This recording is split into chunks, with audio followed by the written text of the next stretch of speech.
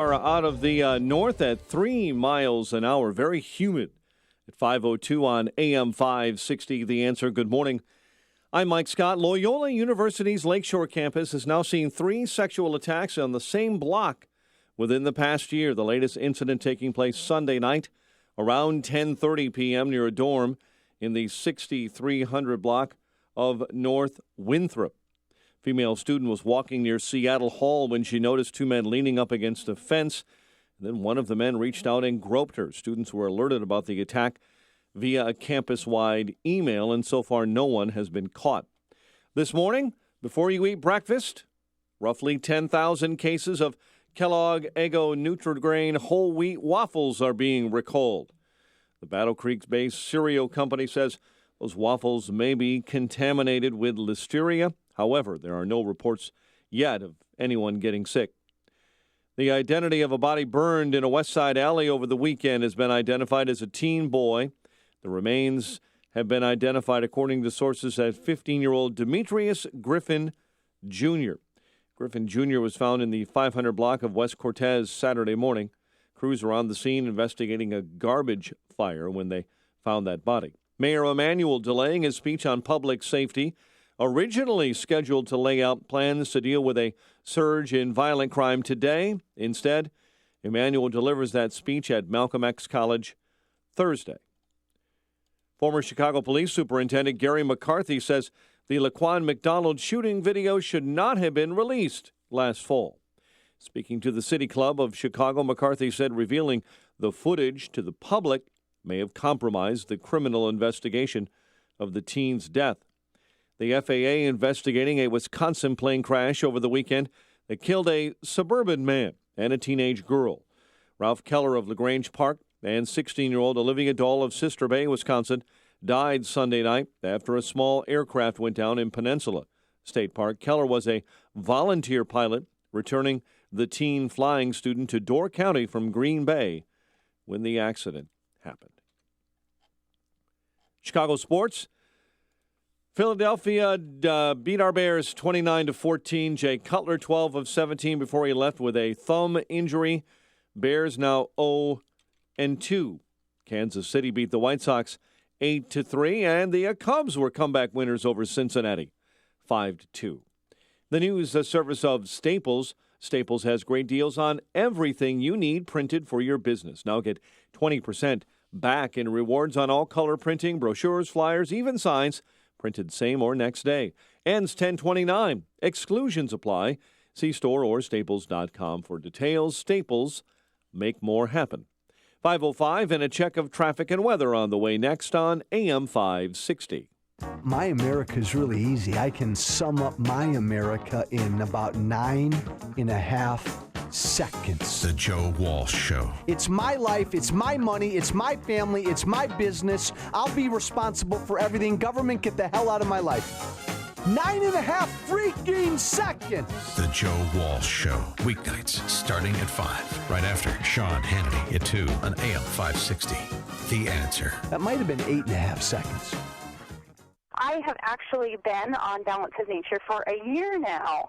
I have MS, and I recently had an MRI. This is the first year that I've had a stable MRI, so I'm thrilled. When I have an MRI with MS, usually there are glowing spots that come through, which is damage on the nerves in my brain and my spinal cord, and when they're glowing, it means they're active. And then my last MRI, they pulled it up, and I honestly couldn't believe that it was my MRI. There was nothing glowing. And in fact, the dark spots were shrinking. They were healing. And the doctor actually said to me, I think we're in remission. I was so happy. I had no idea that that could be my reality. Call now to find out how to get your free month's supply of Balance of Nature. Call 800-2468-751. That's 800-2468-751. Or go online to balanceofnature.com. Use promo code CHICAGO.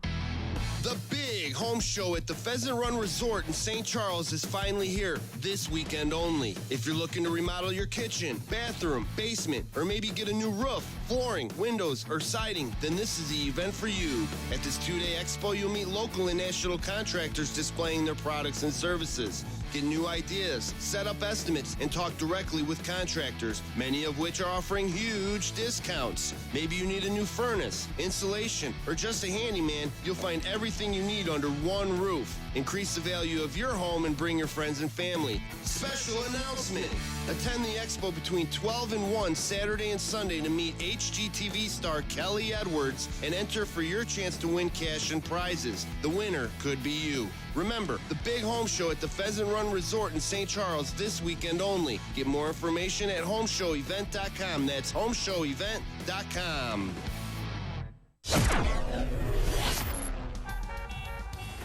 5:07.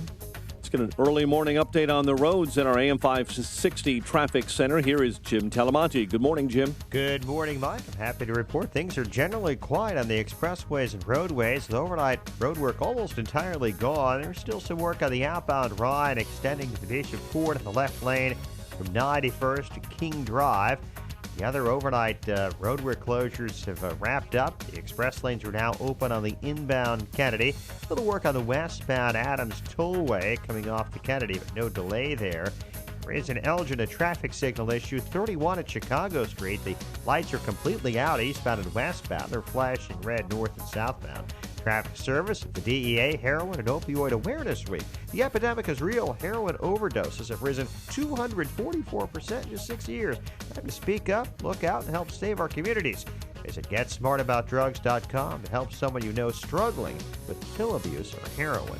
Traffic answers when you need them most. I'm Jim Talamonte, AM 560, The Answer.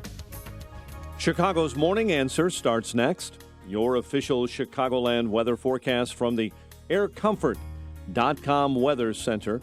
Providing the right climate for business since 1935. Here's our meteorologist, Ashley Benoit. Sunny to partly cloudy skies today with a high of 81. Partly cloudy and mild tonight, low 65. Partly sunny and very warm tomorrow with a high of 86. Very warm again for Thursday and humid with some sunshine and a high of 85 degrees. I'm Ashley Benoit, AM 560, The Answer. 67 at O'Hare, 69 along the lakefront. Next news, 5:30. Chicago's Morning Answer with Dan and Amy starts now on AM 560, The Answer.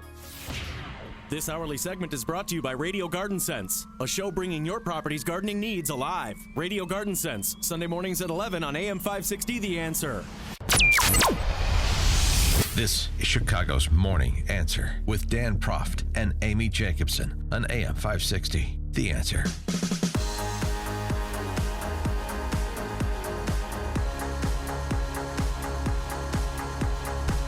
Good morning, Dan and Amy. Boy, I tell you, it's a tough couple of days that the Bison have imposed on you, Amy. North Dakota State took out Iowa on Saturday, and their quarterback took out the Bears yesterday. Oh, yeah, that's right. Carson Wentz. Yeah, Carson Wentz. State. Yeah.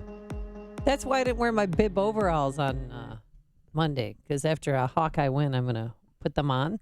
But they didn't win, Dan. It was a last-second field goal. I know, yes. They blocked the two-point conversion, the Hawkeyes defense did, but then they, at the last second, got the ball back and then kicked a 37-yard field goal. Not that I can't get over it or anything. Thank you for the game recap. You know what? You're welcome. And you saw Carson Wentz. The Bears defense made him look like Ron Jaworski last night. I mean, he was the rookie, but he looked better than Jay Cutler. No. And Jay Cutler has a little boo-boo this morning. He got a little thumb injury, the same one that he had back in 2011. So we're supposed to play Dallas this Sunday.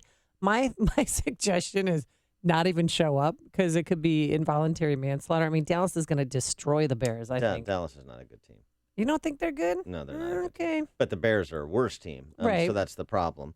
So anyway. Did you watch the game? I watched some of it. You're getting your $17 million worth of Jay Cutler. Good call. $17 million. Good call. And that contract's out. It's done after this year, right? I don't remember when his contract expires. It seems like it'll never expire. Because I feel like he's always going to be the Bears quarterback, and they're never going to be a 500 team as long as that's the case. So that's it. The Bears, wait till next year. Good season. Good effort. Got their home game in. Got their. I guess they have the Sunday night game. Yeah, Sunday night is in Dallas. Yeah, the game that I'm talking about. The game. Yeah. So I mean, you can still play fantasy football. I mean, your fantasy team is comprised of all of the anti-American NFL players and the ones that are suspended for 4 games. You've got Arian Foster. You've got Let's Colin see, Kaepernick. I think you have Ray Caruth, don't you? You have O.J. Simpson. I did get OJ, yeah. Yeah. Let's see how many points I It's a scored. good team you assembled. Yeah, my team is disgusting. I mean, it's I'm projected for this week for 76 points. Mike Scott letting us know he's on Jay Cutler contract watch. Runs through 2020. Pony up. Your microphone doesn't work? Oh, till 2020? Yeah. Yes, and not only that, he'll be paid he'll have a $21 million cap hit in 2020. Yeah, worth every penny. $19 million base salary in 2020. He becomes an unrestricted free agent at the age of 38 in 2021. That's $500,000 for every interception. Yeah, how many interceptions? Well, I knew he threw one, and then I turned it off. He had a fumble, too. Yeah, 3 turnovers, right? I saw a few, and then I just decided to stop watching. Yeah, but the game was over. Yeah. All right, well, let's talk about something that is more existential than the Bears, and that's terrorism.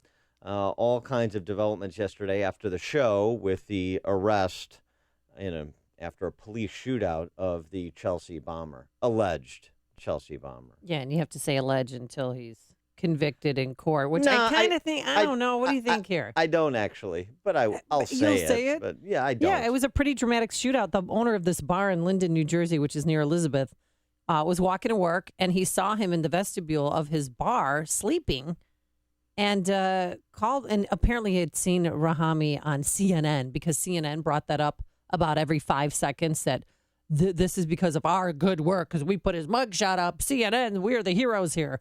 But actually, the bar owner called police right away, and there was some shots fired between Rahami as an injury in his shoulder, but he shot a police officer who, in the bulletproof vest, helped that police officer Saved survive. his life. Yeah, it saved his life. So, but apparently this morning, and same with last night, he's not cooperating with investigators. He's not speaking, Dan. So what should we do? Waterboard him? What should we do to him? So he's in custody, and President Obama decided to weigh in on the matter yesterday. And here's a couple of snippets of highlights of what President Obama had to say. We've seen what was apparently a pipe bomb go off in New Jersey, in Seaside Park, where it could have seriously injured our U.S. Marines and spectators who were there for a race. The bombing in the Chelsea neighborhood here in New York injured more than 24 people. At this point, we see no connection between that incident and what happened here in New York and New Jersey. The FBI is investigating the Minnesota incident as a potential act of terrorism. We will direct the full resources of the federal government to make sure that the investigation goes forward aggressively. I appreciate that breaking news telling us what we already know. Also, not using the word terrorism except as in regard to the St. Cloud stabbing, a possible act of terrorism, invoking Allah, asking one of the stabbing victims if they're Muslim. Boy, I can't piece it together what the motivation was for that individual dressed up as a private security guard at that mall in St. Cloud. What was he trying to get across exactly? It's a real he was conundrum. trying to say if you were Muslim, because there is a large Somali population in St. Cloud too, that if you're Muslim, he wasn't going to stab you. It ended up he stabbed 10 people, and he did actually stab one of them was a Muslim. But also too, he was wearing that outfit because he was a security guard at that mall. Can we roll back? Is it confusing the motivation for the stabbing in St. Cloud? Is that in dispute? Is it in dispute that he invoked Allah and that he asked at least one of his stabbing victims if they were Muslim? Is that in dispute? No, and that's why that is the hook, line, and sinker. That is a done deal. President Obama should just come out and call it what it is. That is a terrorist attack, and he was motivated by ISIS overseas. And with respect to the Chelsea bomber, isn't the report at present that they're looking for no other suspects? No, well, they are interviewing his family members. Yes, but no other suspects. But ISIS or the Taliban in Pakistan, that's the area of Pakistan he visited last, they're not claiming responsibility. So, can we take this one? President Obama said there's no connection between the bombings in New Jersey and New York. Is that what we understand to be true at this point about the bombings? No, the 4 bombings over the course of 2 days in New Jersey and New York are related, the hands of the same man. Okay, well, I mean, so why doesn't he know that? I don't know why he doesn't know that. Well, get on that, Dan. Now, he is unwilling to refer to these as terrorist attacks. He's unwilling to apparently relay what law enforcement understands at this juncture to be true about the connection between the bombings, but he is considering posting an unfavorable Yelp review of the family's chicken restaurant. Oh, it's called First American Fried Chicken. Not to be confused with Donald Trump's chicken joint, which is America First. Right. Yeah, how about that? Yeah, Muhammad, he was a fry cook back there at his family's business. But apparently, I mean, they were open 24 hours a day, and they weren't. They were supposed to be closed at 10 o'clock, and they had some run-ins with police because the neighbors did not like the noise. And then the family in 2011 filed a discrimination lawsuit. Right. Because they were being discriminated against because they wanted to sell their chicken at 2 in the morning, 2, 3 in the morning. I think business is set for a downturn at First American Fried Chicken. How do you think that's going to end for them? With boards over the windows. See Alan West, Michelle Malkin, Dr. Sebastian Gorka, Mike Gallagher, townhall.com political editor Guy Benson, Dan Proft, Amy Jacobson, and Joe Walsh at Freedom Summit Chicago 2016. Tickets are on sale now at freedomsummitchicago.com.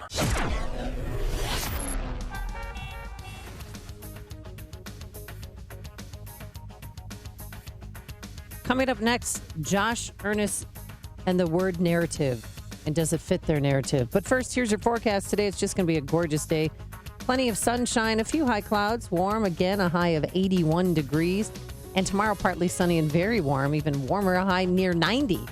Let's go and see if there's high travel times because of overnight road work. Here's Jim Telemonte. Good morning, Amy. Good morning, Dan. Things look good right now on the expressways and tollways. The overnight work is gone. No delays to report. The express lanes have opened inbound on the Kennedy. In Elgin, there's a traffic signal issue on 31 at Chicago Street. The lights are flashing red north and southbound. They're completely out eastbound and westbound. There's still a little bit of work at the south end of the outbound Rye, but no delay. Also in the westbound Adams Tollway coming off the Kennedy. It's a left lane closure. But again, no delays. I'm Jim Talamonte in the AM 560 Traffic Center. Is overseas uncertainty making a dent in your portfolio? Is your bank telling you that everything is going to be okay? You don't need to feel like your finances are spiraling out of control. It's time to take a different approach with Online Trading Academy. They'll teach you how to navigate the stock market during these changing times and prepare you for future market fluctuations. Online Trading Academy certified instructors teach you a rules-based strategy where you'll trade on knowledge, not speculation, so you'll be able to identify market changes before they happen. Reserve your seat today for a free half-day training course at their state-of-the-art education facility in Lombard. Call now, 877-682-2442. Mention AM 560 and you'll receive a free home video study course valued at $247. Call now, 877-682-2442. It's time to gear up for fall at John Deere with a new compact utility tractor. Get 0% financing for 60 months, big implement bonuses, and our free 6-year powertrain warranty on versatile, easy-to-use John Deere compact tractors. It's time to gear up today and save. Offer ends October 28, 2016, subject to approved installment credit with John Deere Financial. Terms, conditions, exclusions, and warranty limitations apply. See dealer for details. Castonia Tractor. Please visit us at one of our 5 convenient locations. Find us online at castonias.com, or for more information, visit myjohndeeredealer.com.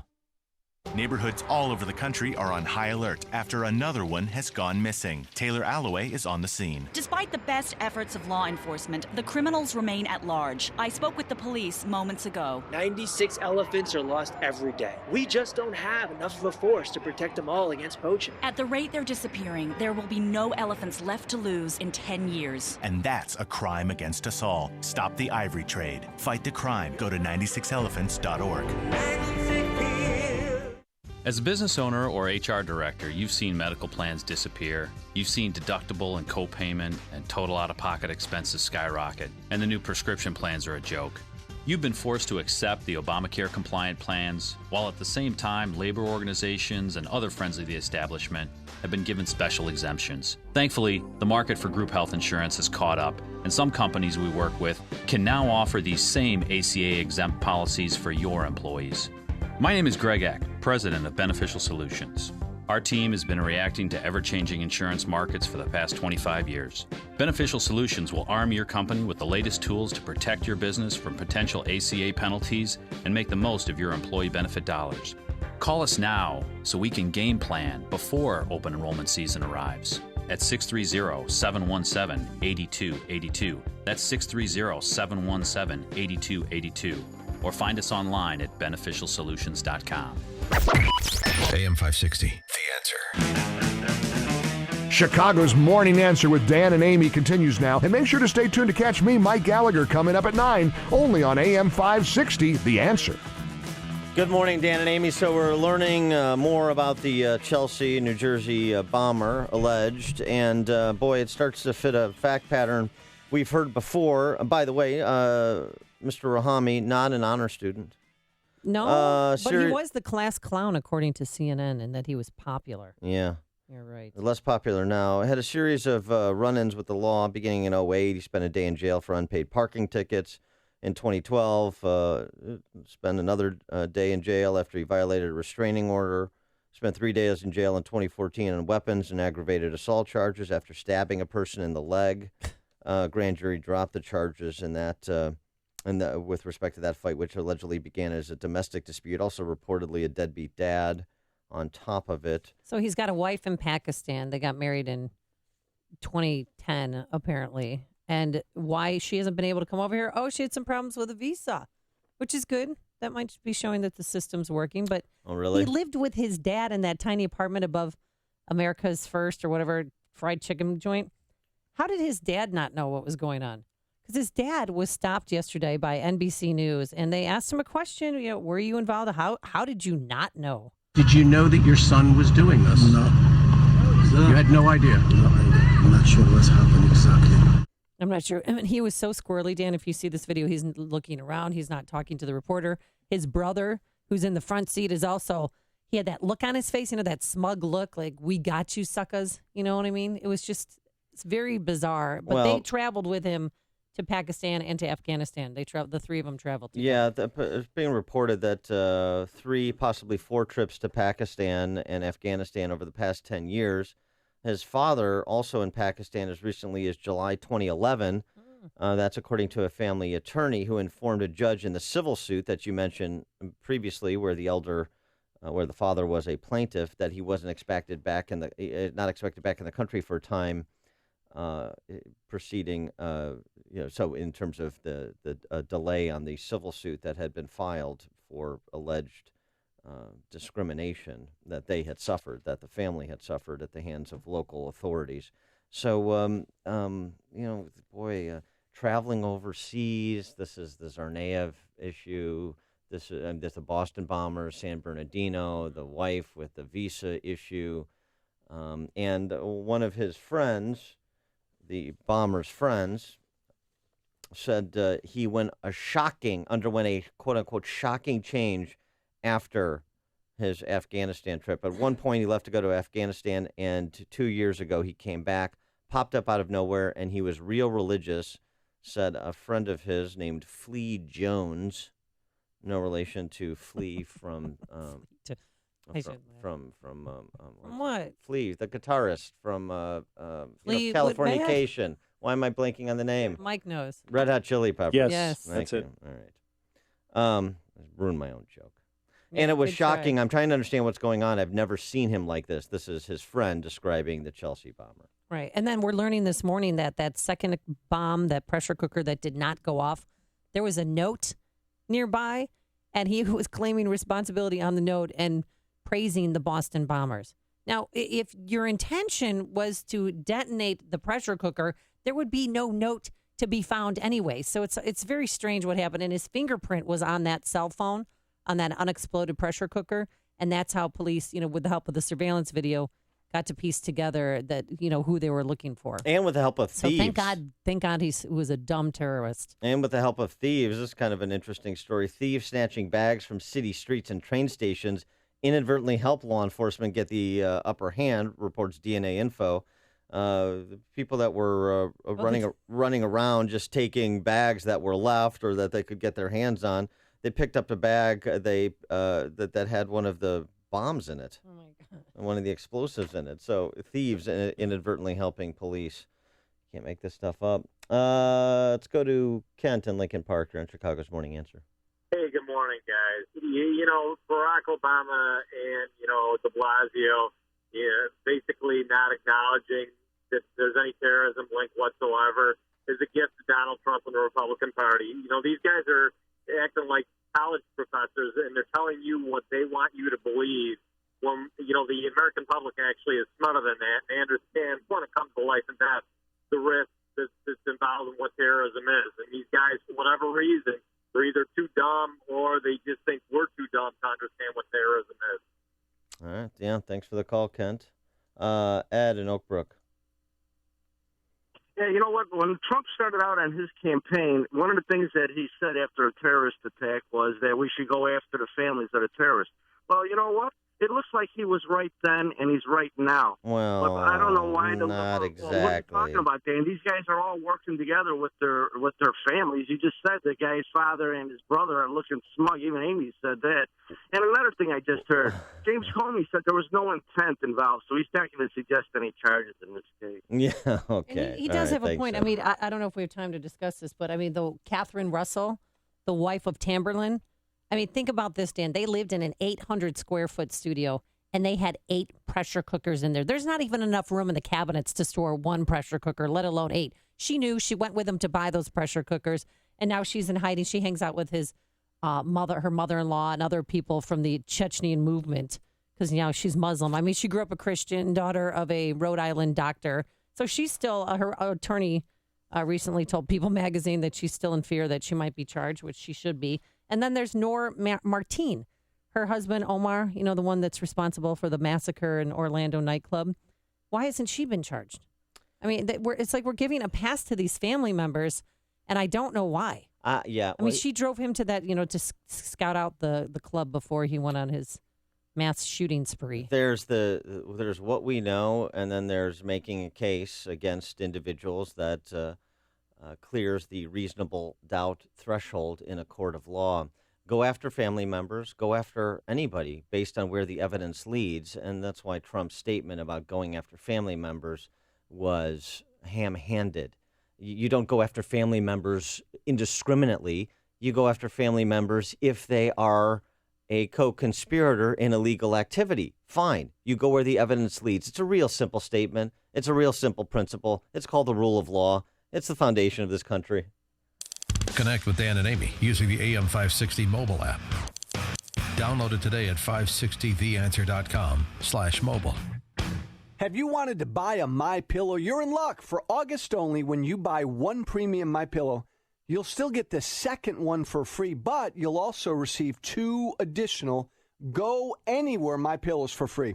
So you're actually getting 2 premium and 2 Go Anywhere MyPillows for the price of only 1. It's the best offer ever. Nearly every AM 560 host endorses MyPillow because it's the best. The National Sleep Foundation agrees because they made it their official pillow. It's washable to remove all the ickies that cause allergies, acne, asthma. So it's healthy and you'll sleep better. Visit MyPillow.com.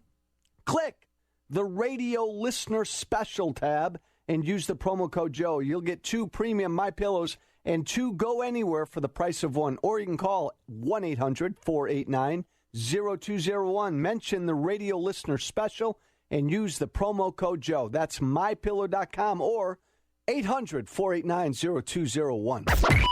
AM 560, The Answer. Coming up on Chicago's Morning Answer. White House spokesman, the Dickensian named Josh Earnest, says we just have a narrative issue in the war against political Islamic terror, the war against ISIS. Is he right? At 5:38. And later, 2 controversial tweets overnight. One involves candy, the other involves a former president. But first, let's go into the newsroom. Here is Mike Scott. Amy and Dan, we're watching developments in Syria this morning, where the UN has just said they will suspend aid operations there after a deadly attack on a convoy last night. A dozen aid workers were killed in the attack on more than 30 trucks that were carrying so-called life-saving aid to thousands near the city of Aleppo. The suspect in this weekend's bombings in New York City and New Jersey being charged with trying to kill police. Ahmad Rahami was captured yesterday after a gunfight with police in Linden, New Jersey, in which 2 officers were wounded. The Afghan-born American faces 5 counts of attempted murder of a law enforcement officer. Meantime, Donald Trump is blaming an extremely open immigration system for the weekend attacks in New York and New Jersey and Minnesota. We have seen how failures to screen who is entering the United States puts all of our citizens, everyone in this room, at danger. Campaigning in Florida, the Republican said immigration security is national security. Last night, Hillary Clinton hammered Donald Trump's courting of Russian President Vladimir Putin on The Tonight Show. No evidence that points to more people being involved in a weekend stabbing attack in Minnesota that's been linked to terror. St. Cloud Police Chief William Anderson. We have not uncovered anything that would suggest anything other than it was a lone attacker. 10 were injured in that attack before the attacker was shot and killed by an off-duty police officer. Government leaders here in Illinois are assuring people that bombings in New York and New Jersey do not pose, so far, any danger here, according to AM 560's David Stewart. As the New York bombing story evolved, Governor Rauner quickly assured people, we have no indications of any imminent threats in the state of Illinois, but we are encouraging and reminding everybody to stay vigilant. Mayor Emanuel said the same thing, but he said nonetheless the incidents in New York and New Jersey show the wisdom of being prepared and of having emergency officials act out a variety of scenarios. You have to do all the what are called table exercises to practice any type of run-through, everything from what happened in New York to what happened in Minnesota. But that all said, nothing for anybody to worry about. David Stewart, NBC News Radio, Chicago. The founder of a Chicago hot dog empire believes he may have the gold tooth that belonged to a Japanese World War II admiral who orchestrated the attack on Pearl Harbor. Dick Portillo tells the Tribune he'll do whatever it takes to find out if the gold incisor now in his office safe belonged to the Japanese naval commander Yamamoto. Portillo traveled last year to Papua New Guinea, where the U.S. pilots did shoot down Yamamoto's plane. The tooth surfaced from mud. A clan that owns the site then confiscated the tooth, but later sold it back to Dick Portillo for $14,000. Chicago sports. Bears drop a Monday nighter to Philadelphia, 29-14. KC beat the White Sox. Cubs over Cincinnati. The news service of iCash. The Illinois treasurer safeguarding $2.5 billion in unclaimed property, and the iCash program makes it fast, free, and easy to claim what's yours. 1 in 4 Illinois adults discovers property to claim at illinoistreasurer.gov/iCash. Search today at illinoistreasurer.gov/iCash. 5:34 and a check of traffic and weather on the way next on AM 560. The clock is ticking. The most important political event of the year comes to Chicago on October 29th. It's Freedom Summit 2016, featuring Lieutenant Colonel Alan West, Michelle Malkin, AM 560's Mike Gallagher, Dan Proft, Amy Jacobson, and Joe Walsh. And just added, Dr. Sebastian Gorka, author of Defeating Jihad. Tickets start at just $39 and are available at freedomsummitchicago.com. That's freedomsummitchicago.com. Sponsored in part by Precision Payroll of America, Automated Systems Incorporated, and by Best Dental Group. Remodel your kitchen with Galaxy. Buy one cabinet and get one free with free financing and design services. Call 773-783-8300. Hi, I'm Mary Beth. I had a failed root canal and it was causing me pain. Dr. Neruzzi took care of my tooth and I got my implant, and then I had another after that fail, and he did that one as well. And the experience was, they were amazing. It was not painful at all like I thought it was going to be, and I was very, very, very nervous about the whole thing. Nobody enjoys getting, implants or dental work. And I procrastinated, but I had to have it done. And he took me in immediately and took care of it. And he made it really affordable. They're very accommodating to people that cannot afford to have it done. I would recommend Dr. Neruzzi to anybody, and I have given him referrals. My own sister had hers done by him. This is Dr. Neruzzi. I personally guarantee your happiness with your implants. Go to implantsforme.com. For missing teeth, dental implants are wonderful. The advantages are fantastic. Just remember, implantsforme.com. Implantsforme.com. It is 5:36. Let's check the roads in our AM 560 traffic center with Jim. Thanks, Mike. Southside, fire, the 5900 block South Sangamon. Kennedy inbound in the express lanes at Addison. There's a stall in the left lane. The locals are clear. No problems to report on the Eden. The Eisenhower is getting a little congested past Wolf Road. Inbound Stevenson, there's a 2-minute delay central to Pulaski. Ryan, delay started Cermak, 19 minutes, 95th to downtown. Outbound 17 at the 87th to 95th with overnight work in the left lane. I-57 slow starting at 119th. 33 minutes, I-80 to the Ryan, Bishop Ford at 27. Traffic is a service of Staples. Staples has low prices every day on the office items you use most. And right now is a great time to stock up and save with the Buy More, Save More event happening in Staples stores. The more you buy, the more you save on everything your office needs. Staples, make more happen. Traffic answers when you need them most. I'm Jim Talamonte, AM 560, The Answer. Chicago's Morning Answer continues next. Your official Chicagoland weather forecast from the aircomfort.com Weather Center, providing the right climate for business since 1935. Sunny to partly cloudy and warm, high 81 Our today. local police, they know who 67 at O'Hare. Next news Today, coming up at 6. we have caught Chicago's this evil Morning Answer thug with Dan and Amy who continues planted next on the AM bomb. 560. Hillary Clinton talks tougher. This hourly segment is brought to you by Grow My Retirement with Bill Not Geiger voting of Geiger is Wealth. not Tune in an Saturday option. afternoons at 2. That for just Grow plays My into Retirement Trump. with Bill Geiger of Geiger Wealth. Let not your heart be troubled. Listen to me, Sean Hannity. I'll have the latest news and what it all means for you. It's coming up at 2 right here on AM 560, The Answer. Good morning, Dan and Amy. Just rounding out the profile of the terrorist bomber that was taken into custody by police yesterday after a shootout. Maria, this is Fox News reporting, whose full name being withheld, said her high school sweetheart, this Rahami terrorist character, didn't pay child support and often railed against American culture. He would speak often of Western culture and how it was different back home, how there weren't homosexuals in Afghanistan. Well, yeah, that's not true. But in addition to that, yeah, well, it's true because they get persecuted. So that's another interesting footnote. It's the continued fascination of the left flacking for these individuals and these cultures that are intolerant of the diversity they otherwise run around championing or attempting to champion in some form and fashion in this country. It's fascinating. But do you think the Rahami was motivated, was he motivated by the Taliban, or was this just a family grievance? That's what, they're trying to figure out. And they're trying to figure out, who funded this, who was working with him. But, I mean, it was so low. I think that he could have done this on his own. I don't think he needed financial help to go buy a pressure cooker and some cell phones. Well, that's right, and apparently the bombs that he put together are very similar in form to the information that was provided in a missive issued by ISIS just within the last few weeks about kind of how to make a low-rent bomb and inflict damage on soft targets, which has been the ISIS call. Yeah, it's called Inspire Magazine. It's an Al-Qaeda magazine, and they have in their monthly issue supposedly how to make a bomb out of a pressure cooker and how to make a pipe bomb.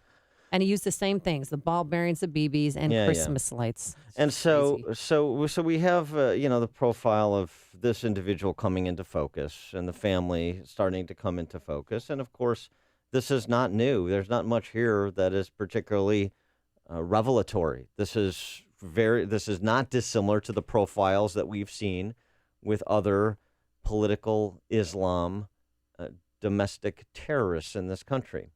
So the question is, what are we going to do about it? How should we understand it? Well, Josh Earnest, the White House spokesbeing, was on with Chris Cuomo on CNN yesterday, and he suggested it's mainly a propaganda war. What I can tell you is that we are, when it comes to ISIL, we are in a fight, a narrative fight with them, a narrative battle. And what ISIL wants to do is they want to project that they are an organization that is representing Islam in a fight and a war against the West and a war against the United States. That is a bankrupt, false narrative. It's a mythology. And we have made progress in debunking that mythology. So that's it. Do you agree that this is really just a narrative fight, just a propaganda battle? 312-642-5600, turnkey.pro, answer line 64636DA, turnkey.pro text line. We just have to hire Edelman and some PR agencies to help us with messaging, and these radical Islamic terrorists are going to go away. Yeah, they're not going to go away. And last night, Donald Trump suggested racial profiling, that might help. He was on a... Actually, he didn't use the word racial. Okay, well, profiling. But this is important because CNN added that. Oh, and that's we've had these news agencies redacting uncomfortable things that the Clintons say, and now they're adding words that Donald Trump didn't say. He said profiling, not racial. CNN added racial. All right, let's hear this bite. Our local police, they know who a lot of these people are. They're afraid to do anything about it because they don't want to be accused of profiling. Do we have a choice? Look what's going on. Do we really have a choice? We're trying to be so politically correct in our country, and this is only going to get worse. And you know what's weird that you said that? Because underneath the bar that runs underneath racial the scroll profiling said Donald Trump, racial profiling. Hillary Clinton says he's a terror recruiter. I mentioned this yesterday. To borrow a Hawkism, cinch it up and hunker down, folks, because you're going to see from the Washington press corps what you have never seen before in the next 50 days. I mean, as much as they have all been in the tank for Obama and every Democrat candidate for president, you have seen nothing yet. Even during the Obama anointment as the one who descended from on high, they weren't making up things that McCain and Romney said. They were maybe mischaracterizing them. They weren't literally making up words and attributing them to the Republican candidate, and also essentially whitewashing things that President Obama or other Democrats said, or other Democrat surrogates said. I mean, we're into new territory with the D.C. press corps. And here's another example to prove your point. It's an ancillary issue, but yesterday the big news also, Ivanka Trump now has Secret Service protection. Because, she's his most trusted advisor and she needs protection. Chelsea Clinton has had Secret Service protection for months now. That never was brought up by the media. Plus, in 2008, Chelsea Clinton had Secret Service protection. Well, but she has that as the daughter of a president. If she wants it, but most of them waive that. You think the Bush daughters have Secret Service protection? They don't. Do you think a Clinton looks a gift horse in the mouth? Hey ho! I don't think so. But I'm just saying that's another example. They made this a big deal as a news blast that she's getting. Donald Trump's daughter needs protection. Well, yeah, but look at it. Chelsea's had it for months at the request of her mom, and this came after the request of Donald Trump. So you heard from Josh Earnest, and he says it's mainly a narrative. And this is not to say that kind of propaganda is not a part of combat, is not a part of fighting an enemy. It is. But it seems that the White House, this regime, thinks it's the sum total. It's a component. Obviously, the speeches that Ronald Reagan made about the Soviet Union and the characterization of the Soviet Union, that's important. The rhetorical positioning is important. Categorizing your enemy is important. This is why we say, ironically, if you want to talk about the narrative, you want to talk about PR, Josh Earnest, this is why it's so important to call things what they are. So propaganda is a part of it, the propaganda battle, but it's not the sum total. And this is where the regime seems off the rails. And then, of course, you get the Hillary Clinton response yesterday on the tarmac that, Donald Trump is aiding and abetting ISIS, something that she's been saying for some time. Hillary. She's beating that drum again? Yeah. Oh, yeah. It's low-hanging fruit. Take a listen. But let us remember, there are millions and millions of naturalized citizens in America from all over the world. There are millions of law-abiding, peaceful Muslim Americans. This is the kind of challenge that law enforcement can be and is prepared to address, namely going after anyone who would threaten the United States. So I am absolutely in favor of and have long been an advocate for tough vetting, for making sure that we don't let people into this country, and not just people who come here to settle, but we need a better visa system. Let's remember what happened 9/11. These were not refugees who got into airplanes and attacked our city and our country. So let's not get diverted and distracted by the kind of campaign rhetoric we hear coming from the other side. This is a serious challenge. We are well equipped to meet it, and we can do so in keeping with smart law enforcement, good intelligence, and in concert with our values. Yeah. So, I mean, okay. So there's a couple of things there. One is, hey, everything's fine. Don't worry. We got a handle on this. I don't know how much confidence that inspires. Number one. Number two, I'm the patronizing patois of the left. There are millions of peaceful Muslims who live in this country and elsewhere. Yeah, I know. Yeah, we know that. Of course. So stipulated. Don't say it again. I got it. She refers to the small percentage as tens of thousands. Really? There are tens of thousands in ISIS alone in Syria and Iraq. Of the 1.5 billion Muslims worldwide, in terms of the threat assessment, it is a very small percentage that are violent jihadists. I concede the point. But we've also done the math here on this show before, and let's just do it one more time. 1%? 1%. 1%, let's say it's 1%. Does anybody say that? Is that outlandish? Is that an outlandishly high number? 1% of self-identified Muslims are violent jihadists? Well, let's say it's 1%. That's 15 million. Okay. 15 million, which is 15 times the size of the United States Armed Services in terms of personnel. So it's a small number, a small percentage that turns out to be a big number. Mm-hmm. And that matters. It matters in terms of, do I understand the scope of the threat? And Hillary Clinton is purposely downplaying it with her patronizing, remember that all Muslims aren't terrorists nonsense. And Josh Earnest, this isn't a war against Islam, the religion. Nobody ever said it was. It's a war against political Islam. It's a war against using Islam as a political system, because that's when you get into theocracies and totalitarianism and Islamofascism, to pick the description of your choice. But that's the issue. And we have understood that for a long time, but that's the only thing they have to offer is a rinse and repeat of that politically correct pablum. And also, too, labeling Donald Trump a terrorist recruiter. I mean, she's got to drop it. We know that a lot of the rhetoric we've heard from Donald Trump has been seized on by terrorists, in particular ISIS, because they are looking to make this into a war against Islam. Gosh, I haven't seen any of that, those pamphlets or that literature. Have you seen any? There's this. It's a desperate attempt to try and smear Donald Trump. She's obscene. She's a vile, obscene, duplicitous person. And this, who's an ISIS recruiter and who isn't? Really? This is what the presidential campaign is? Well, she told that one of these individuals is a secret agent for ISIS. I mean, spare me. Really. This is the indicia of an unserious person. For all those people who think, the capacity, and she's got all this experience, and she was the Secretary of State. She's an unserious person, because only unserious people would make an allegation like that. Who's the person on the left who associated Governor Ronner with Donald Trump and then being an ISIS recruiter? Remember that debacle? That craziness? How about Karen Lewis, the president of the Chicago Teachers Union? Thank you. I'll take Karen Lewis for $500. Wait, I'm sorry, that's not all. How about State Senator Donnie Trotter, a Democrat from Chicago, who said the same thing? Donnie Trotter for $300. Mike in Bolingbrook, you're on Chicago's Morning Answer. Yeah, hey, Dan, you're talking about that media and the editing with the, throwing that in there about racial profiling with Trump. Hannity did something.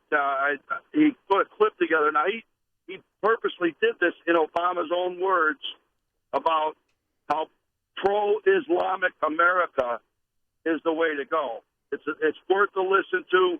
It's all of Obama's own words, and it's actually shocking. I almost threw up listening to it because I can't stand the guy. But I mean, Hannity did a great job of putting it on there, and it's shocking to hear his own words promote Islam as a peaceful nation, or a peaceful people in this nation, and it's sad. It really is. All right, Mike, thanks. Phil on the Northwest side.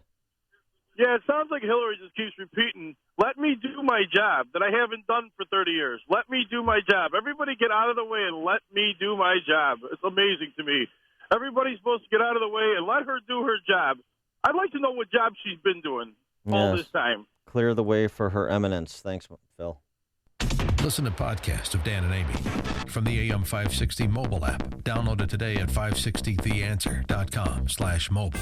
On AM 560 The Answer, we talk about the important issues that affect your world. Things like the economy, education, and foreign policy. There's always so much going on in the news that we don't always have the time to focus in and talk about the big ideas behind the important issues. Enter Upstream Ideas online at upstream-ideas.com. Upstream Ideas, in partnership with the Illinois Policy Institute, provides the kind of information that informs the policy discussions happening here on AM 560. At Upstream Ideas, you'll broaden the debate, move beyond partisan assumptions, and challenge accepted beliefs. Upstream Ideas goes against the current and thinks upstream. Go online now at upstream-ideas.com. That's upstream-ideas.com.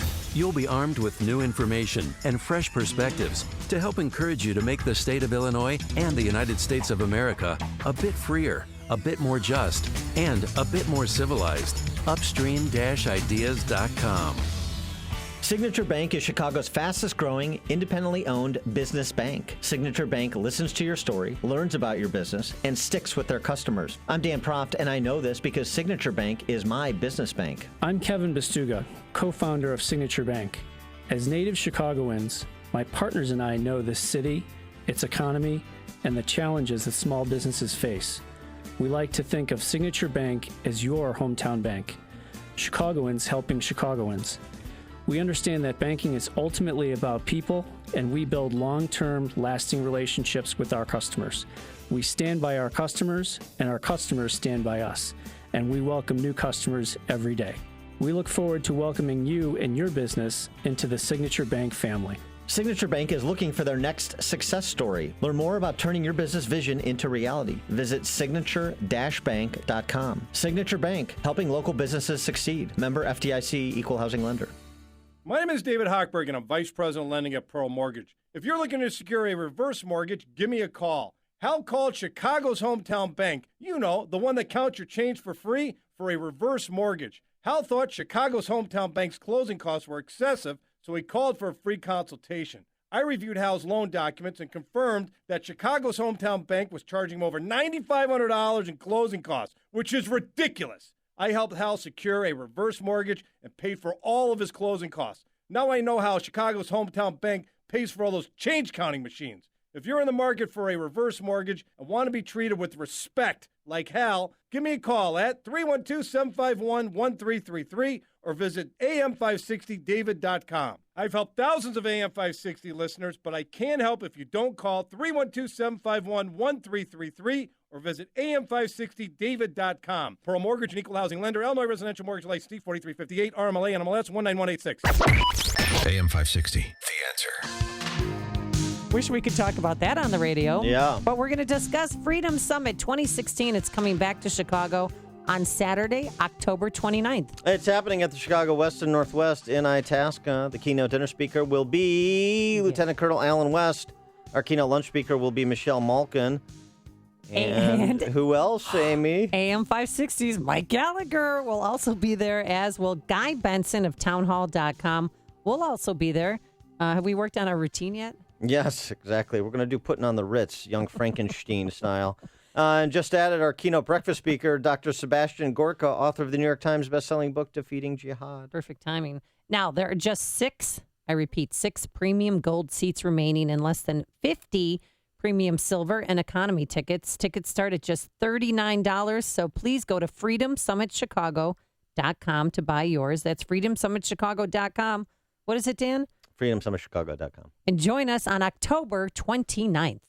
Hear about the big stories of the day, then talk about them right here on Chicago's Morning Answer on AM 560.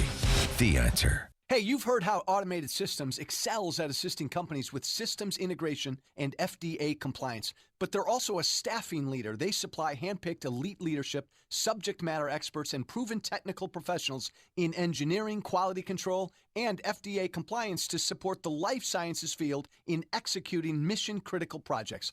ASI provides highly specialized pros to deliver projects on time and budget. Don't pay a lot more to a big consulting firm, and don't trust the big temp agencies to supply the talent you need. Call Laz, my friend Laz at Automated Systems, when failure isn't an option. ASI is retained by all of Chicagoland's Fortune 500 life sciences companies, from big pharma to startups, and excel through a culture of excellence in execution. For a staffing, compliance, or automation evaluation, call Laz now at Automated Systems at 844-HIRE-ASI or visit AutomatedSYS.com. That's 844-HIRE-ASI or AutomatedSYS.com. If you're aged 59 and a half or older with the 401k plan and still working, stop what you're doing and call Arlington Capital Management at 855-471-5796. They'll help you actively manage your 401k, show you strategies to avoid major declines, and capitalize on opportunities. There are benefits with age, and this is one of them. At 59 and a half, you're entitled to new opportunities in the investment world that can dramatically improve your results and even lower your fees.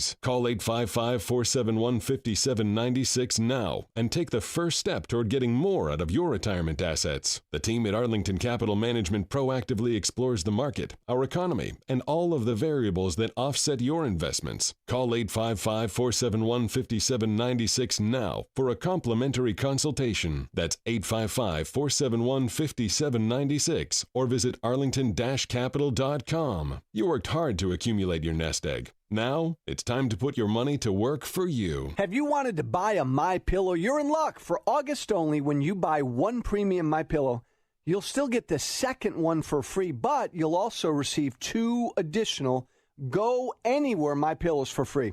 So you're actually getting 2 premium and 2 Go Anywhere MyPillows. The National Sleep Foundation agrees because they made it their official pillow. It's washable to remove all the ickies that cause allergies, acne, asthma.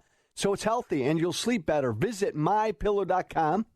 Click. We'll answer all your questions, no matter your level of experience, and help discover what you need for sport shooting, trap, ski, target practice, or self-defense. Whether you're a novice shooter or a highly trained professional, Just Target Guns has got your brass covered. Get your FOID card, sign up for firearms training, and conceal and carry classes. Just Target Guns. Oh, I'm Dave Anthony. He's the one who spotted that looks nice.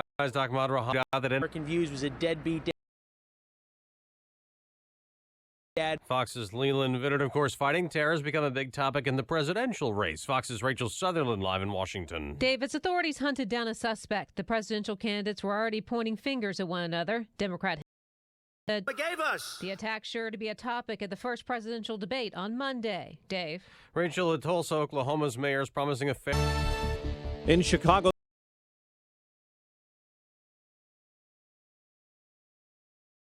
this morning, mostly cloudy skies. Threats in the state of Illinois, but we are encouraging. Said the wisdom scenario. Practice happening in David Stewart. This waffles are being. McCarthy was fired. Was really. Philly dropped the Bears 29-14 on AM 560. We know you have a lot of 7 times 1 mile. Highest in the nation. In customer satisfaction, so critical. Providing the right climate for business since 1935. Here's our meteorologist, Ashley Benoit. Sunny to partly cloudy skies today and warm with a high of 81. Partly cloudy skies tonight and mild with a low of 65. Partly sunny and very warm for tomorrow with a high of 86. Very warm and humid on Thursday with some sunshine, a high of 85. I'm Ashley Benoit on AM 560, The Answer. 67 at O'Hare. Next news coming up at 6:30. Chicago's Morning Answer with Dan and Amy continues next on AM 560, The Answer. This hourly segment is brought to you by Secure Retirement Radio with Raj Shah. Sunday mornings at 7, right here on AM 560, The Answer. Good morning. Welcome to your Tuesday morning briefing. Here's what you need to know to start your day. Now that we have this suspect in custody, the investigation can focus on other aspects, such as whether this individual acted alone and what his motivations may have been. Our local police, they know who a lot of these people are.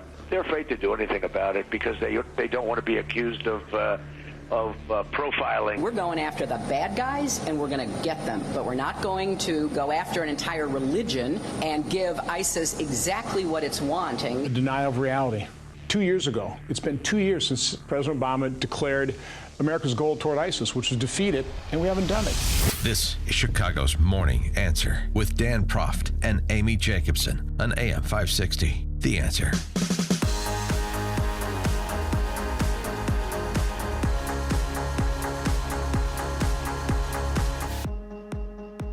Good morning, Dan and Amy. And I know we have much bigger things to discuss than the national anthem vis-a-vis the NFL and the handful of players around the league, including last night, 3 Eagles players protesting during the national anthem. But wait for it. There's a reason that we're aiming to discuss this, and it's a response we got from a certain college football coach from Clemson.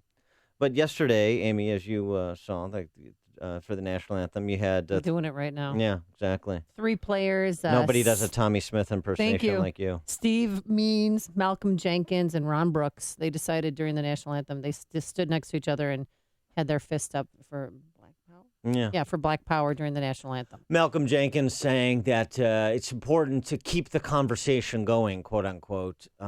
What conversation? He has no idea. Yeah.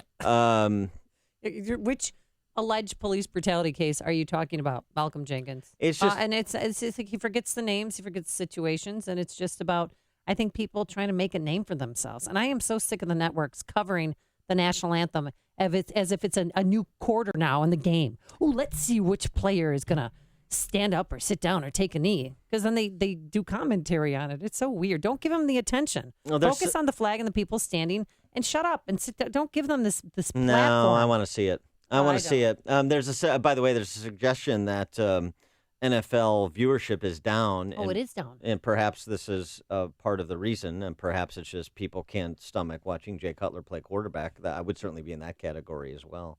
I want to see it. I want to see who is where, because as we've talked about before, I mean, I don't want to cast all professional football players in the same light. It's a infinitesimal percentage of NFL players that are lodging this protest. Most, the overwhelming majority, are respectful and patriotic during the national anthem, just like anybody else. So let's not, cast everybody in the light of the Malcolm Jenkinses and the Colin Kaepernicks and the Arian Fosters. Yeah, but I don't want to see it.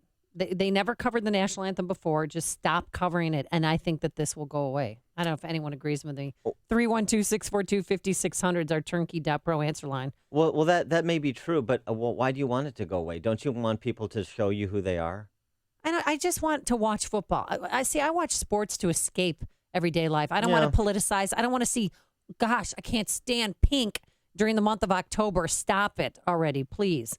I mean, I know I do October by not wearing pink. I just go get a mammogram every October. Thank you. Me too. I don't need to see it. I know. Do you want to go together? Yeah. We can get our schmammograms. But I just don't need to see. I just don't want social issues inserted into my happy place, which is watching sports. Well, to that end, Clemson football coach Dabo Swinney, one of the great names in college football, he had a response to this because he was asked about the Colin Kaepernick and the protest during the anthem. Listen to his response to this. Very, very interesting. He changed the world. By the way, just set this up. He's talking about Martin Luther King Jr. And talking about kind of leadership and what a protest looks like that improves the human condition versus one that's just a look at me, a display of divisiveness. He changed the world through love in the face of hate. He changed the world through peace in the face of violence. He changed the world through education in the face of ignorance. And he changed the world through Jesus. And boy, that's politically incorrect. But that's what he did. And it's amazing when we don't learn from our past, you know how you can repeat your mistakes. And and then, the Bible says the 2 greatest commandments, if we all live by those, there'd be a lot of problems that go away. It says, love the Lord with all your heart, all your mind, and all your soul. And the second one is love your neighbor as you love yourself. It doesn't say love your neighbor if they're the same religion. It doesn't say love your neighbor if they're the same color as you. It doesn't say love your neighbor if they pull for the same team as you. It doesn't say love your neighbor if they're the same gender as you or whatever. Love your neighbor if they have the same sexuality as you. It just says love your neighbor as you love yourself. If we all live by that in this country, we wouldn't have near the problems that we have. And because I know how much you study the Bible over there at your cult that masquerades as a church. Do you know the citation? Do you know the verse? Which one? Isn't that the two commandments that he's referring to? Isn't that Matthew 12:31? Thank you. You just said it for me. Cookie man. So, yeah, you have my basket of cookies. We'll explain that later. So, but how about that from a football coach, from a college football coach? I guess if you win a national championship, you have kind of a wide swath to make the kind of commentary that Dabo Swinney did, and good for him.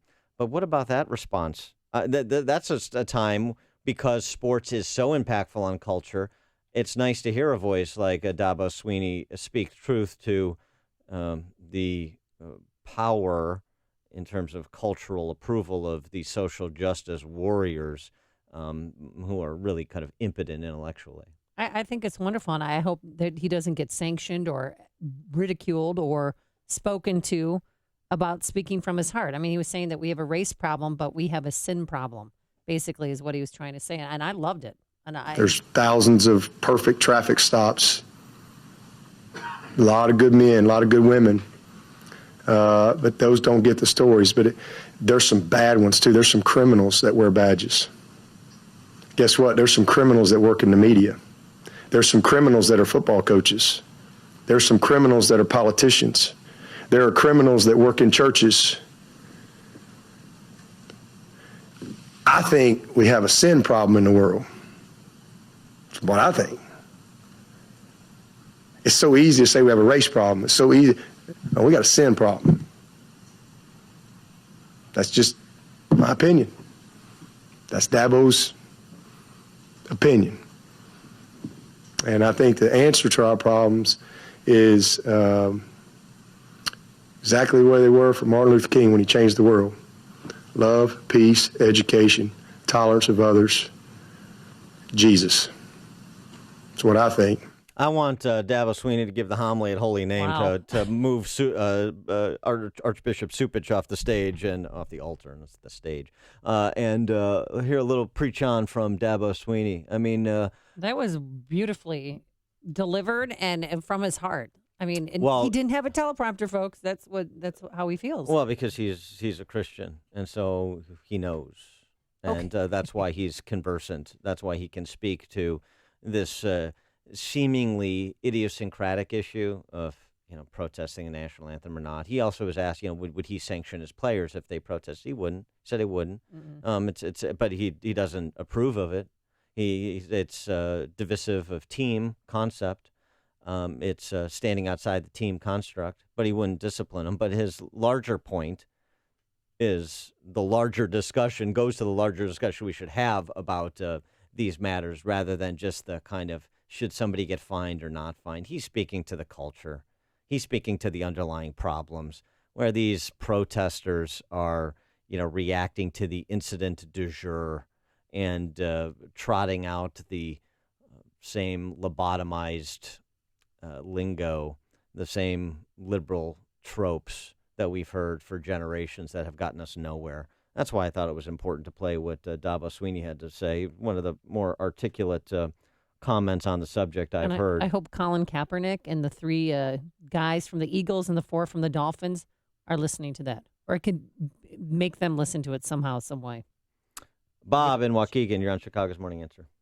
Yeah, Dabo also made a comment about 2 weeks ago that was just as eloquent as the one he did today. It wasn't quite as filled with religious connotations, but he talked about Colin Kaepernick and the garbage that went down there. So you might want to look that up. All right, thanks, Bob. Jim in Tampa, Florida. Yeah, I think they should, regarding the taking a knee, make a decision, sit out the game. I mean, you're talking about the Montgomery bus boycott. people didn't get on the bus and take a knee. They walked. Make Yeah. a decision. Right. Thanks for the call, Jim. Colin Kaepernick doesn't have to sit out the game. He is not invited to play in the game. See Alan West, Michelle Malkin, Dr. Sebastian Gorka, Mike Gallagher, townhall.com political editor Guy Benson, Dan Proft, Amy Jacobson, and Joe Walsh at Freedom Summit Chicago 2016. Tickets are on sale now at freedomsummitchicago.com. Gorgeous day, plenty of sunshine, a few high clouds, but a nice 81 degrees tonight, partly cloudy and mild, a low of 65. And for Wednesday, it's going to be warm around here, summer-like conditions, high of 86 degrees. Let's get the travel times. Here's Jim Telemonte. Thanks, Amy. Eastbound Eden Spur at Stop and Go from Waukegan Road to the Edens, and then it's 20 minutes from Lake Cook to Montrose, outbound fine at 19. Kennedy, 28 minutes, O'Hare to downtown, quicker in the Express, outbound 23. Eisenhower's 50 minutes, Thorndale to downtown. There's a crash at Morgan now on the right shoulder, outbound 31 minutes. Stevenson, already an hour from 355 to Lakeshore Drive. The main delays are from LaGrange Road to Kedzie. Outbound, it's 34 minutes. The Ryan, 25 minutes, 95th to downtown. I-57, Bishop Ford, both 35 minutes, I-80 to the merge. Eastbound Adams Tollway, jammed Roselle to 53 and Bussy to the Kennedy. I'm Jim Talamonte in the AM 560 Traffic Center. No matter what type of business you're in, having a strong business banking partnership can help your bottom line. I'm Jeff Boundy, president of Cornerstone National Bank and Trust Company. We strongly believe that trust, service, and relationship are the cornerstone of a successful business banking partnership. Customers like Dr. Steichen of Northwest Oral and Maxillofacial Surgery agree. Hi, my name is Dr. Michael Steichen of Northwest Oral and Maxillofacial Surgery in Arlington Heights, Elgin, and Lake Zurich. As an oral surgeon and business owner, I recognize the importance of relationships. I need a bank that responds quickly and creatively and understands the unique needs of healthcare practices. Cornerstone has been a valuable business partner, has helped me grow my practice and seize opportunities as they come up. Whether it's a line of credit, financing equipment, or real estate, Cornerstone is there for me. Thank you, Doctor. Please visit cornerstonenb.com, or I invite you to give me a call at 847-654-3000 to explore a business banking partnership. Equal Opportunity Lender, member FDIC. Let's say you did a cost-benefit analysis of credentials. Would you end up picking the CPA, CFA, or CMA? Well, if you wanted a career in management accounting, you'd pick the CMA. It demands a mastery of the 11 most crucial practice areas in management accounting and can help you earn 31% more than your non-certified peers. Proof that in a cost-benefit analysis of the CMA, there's a lot more benefit than cost. The CMA certification. You've got to earn it. Here's some great news. Jack Taboda of Taboda & Associates can help you with your retirement game plan. You know Jack, or you should. Jack is the president and founder of Taboda & Associates. He's been helping folks just like you retire successfully for 3 decades. Jack has the insight, information, strategy, and Sir, will you tell us about the cartels you dealt with in your time as a crack cocaine dealer? Jack Taboda, Taboda & Associates. No, but I can tell you that I plead the fifth. Exactly how much money did you earn in your time as a crack cocaine Balance dealer? of Nature's fruits and veggies. About 6 years ago, I was diagnosed with congestive heart failure. I went from being able to work 14, 16 hours a day with no problem to where I could barely walk a block to the store without having to stop and rest. I went on to the phytonutrients about 6 months ago, and within a couple of months, my medical doctor had cut my prescriptions down in a little bit smaller dosage. The next time I went back a month later, I walked into the doctor's office and he says, "My gosh, what's happened to you? You don't even look like the same person." He looked at my legs and the swelling had gone down. My blood pressure was down. The venous stasis ulcers that I had had on my legs for the last 4 or 5 years because of the poor circulation were all healed, and I'm feeling far better. Call now to find out how to get your free month's supply of Balance of Nature. Call 800-2468-751 or go online to balanceofnature.com. Use promo code CHICAGO. AM 560, The Answer. See Alan West and Michelle Malkin at Freedom Summit Chicago 2016. Tickets are on sale now at freedomsummitchicago.com. Good morning, Dan and Amy. So, Amy, did Reddit catch one of Hillary's IT cleaners red-handed? You remember, they were just before the House Oversight Committee last week. They Let me refresh your recollection of what they had to offer. We have not received any written testimony from today's witnesses. Mr. Combetta, do you intend to make an opening statement? On advice of counsel, I respectfully decline to answer and assert my Fifth Amendment privilege. Mr. Thorne. Remember that Paul Combetta. Remember, we'll get to him, but then it would continue from there. Sir, is it true you were a crack cocaine dealer for 7 years? I plead the Fifth. Sir, will you tell us about the cartels you dealt with in your time as a crack cocaine dealer? No, but I can tell you that I plead the Fifth. Exactly how much money did you earn in your time as a crack cocaine dealer? I said there are so many amendments in the Constitution of the United States of America. I can only choose one. I can only choose one. I plead the Fifth. I plead the Fifth. You get the idea. So that was what the Hillary IT cleaners had to offer to the House Oversight Committee. Dave Chappelle. Paul Combetta, though, who did plead the Fifth and not on the Chappelle Show, he apparently, there's a lot of evidence to suggest that he solicited advice on Reddit with the username Stone Tier or Stone Tear. Stone Tear. I don't know. Tomato. With respect to retaining and purging email messages after 60 days. The requests match neatly with publicly known dates related to Clinton's use of a private email server while Secretary of State. Stone Tier has deleted the post, but before doing so, the pages were archived. I'm reading from U.S. News and World Report story on this. And they traced back the email address, the handle on the Reddit thread to an email address that was also Stone Tear, that is registered to Combetta. Here's what he posted on July. Email address from a bunch of archived emails that I have both in a live exchange mailbox as well as a PST file. Basically, they don't want the VIP's email address exposed to anyone and want to be able to either strip out or replace the email address in the to from fields in all of the emails we want to send out. I'm not sure if something like this is possible with PowerShell or exporting all the emails to MSG and doing find replaces with a batch processing program of some sort. So, you get that this is industry jargon for IT geeks, but the bottom line is... Yeah, he said, does anyone have experience with something like this? Right. And or suggestions on how this might be accomplished. And so you understand why this guy has an immunity deal with the Justice Department, but this seems to indicate malice aforethought. Someone might say, not Jim Comey, but others might say intent. It looks like intent to cover up and erase information and to try and wipe away alleged criminal behavior, possibly? Well, and I don't know. It could be conjecture on my part. North Carolina Republican Congressman Mark Meadows, we have staff looking at a variety of posts to verify with certainty that it is Paul Combetta. We're very early in our analysis, but we are seriously looking at all of the leads because they have matched up his handle to an email address that was associated with him. As I said, the dates match up.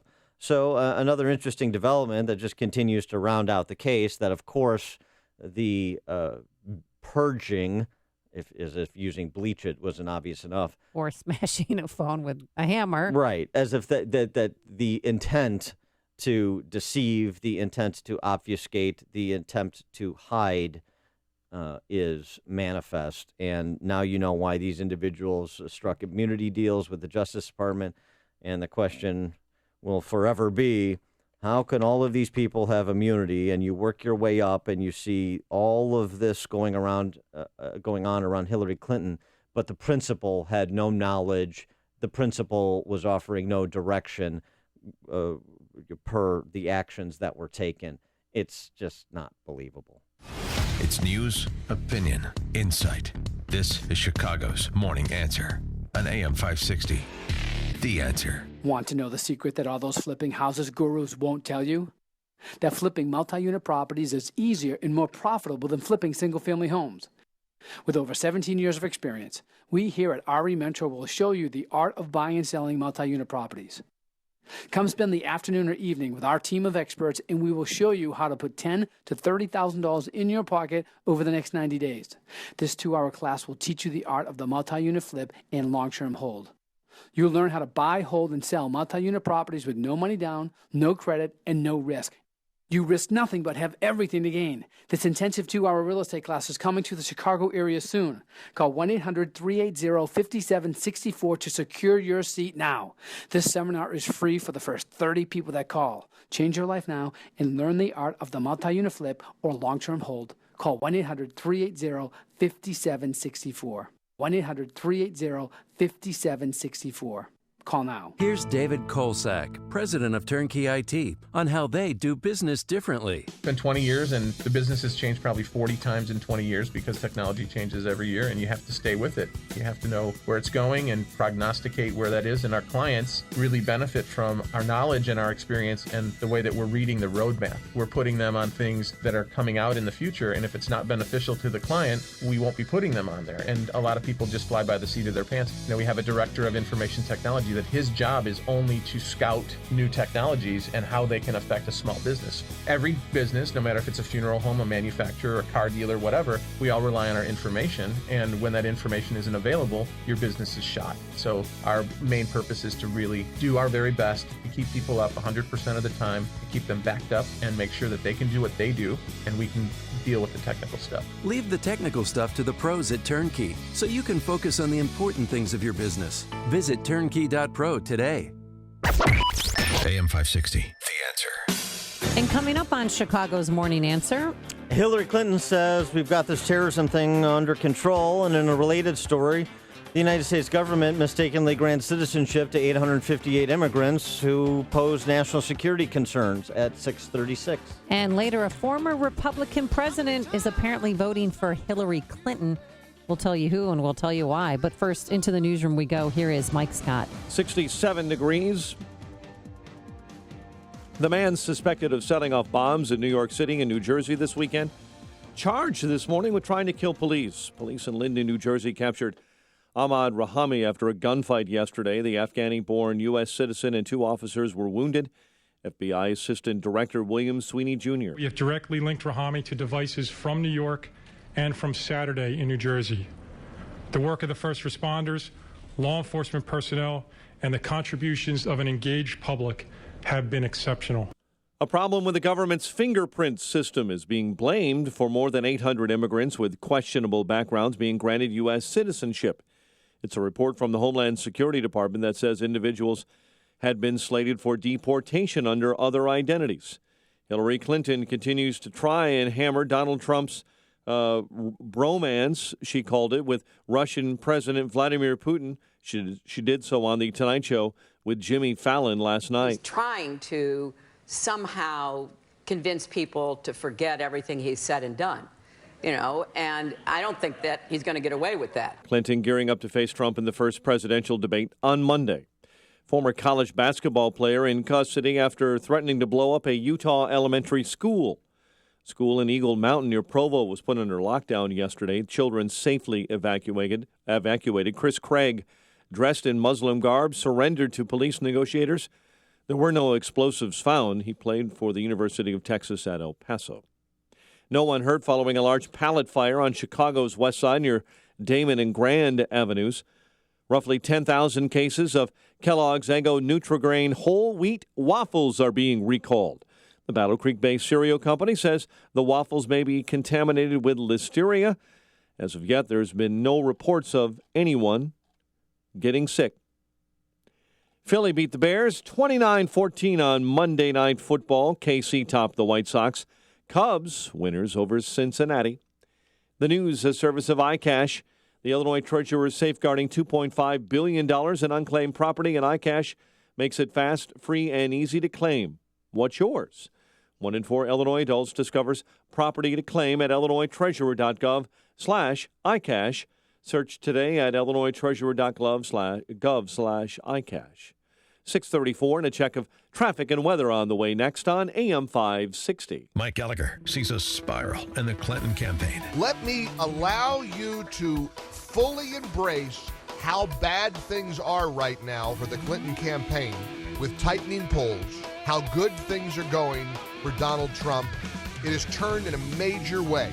Donald Trump, once again, all of us who've raised concerns about Hillary Clinton's health are being vindicated. The Mike Gallagher Show, weekdays at 9, right before Dennis Prager at 11 on AM 560. The Answer. This hourly segment is brought to you by Papa Nicholas Coffee.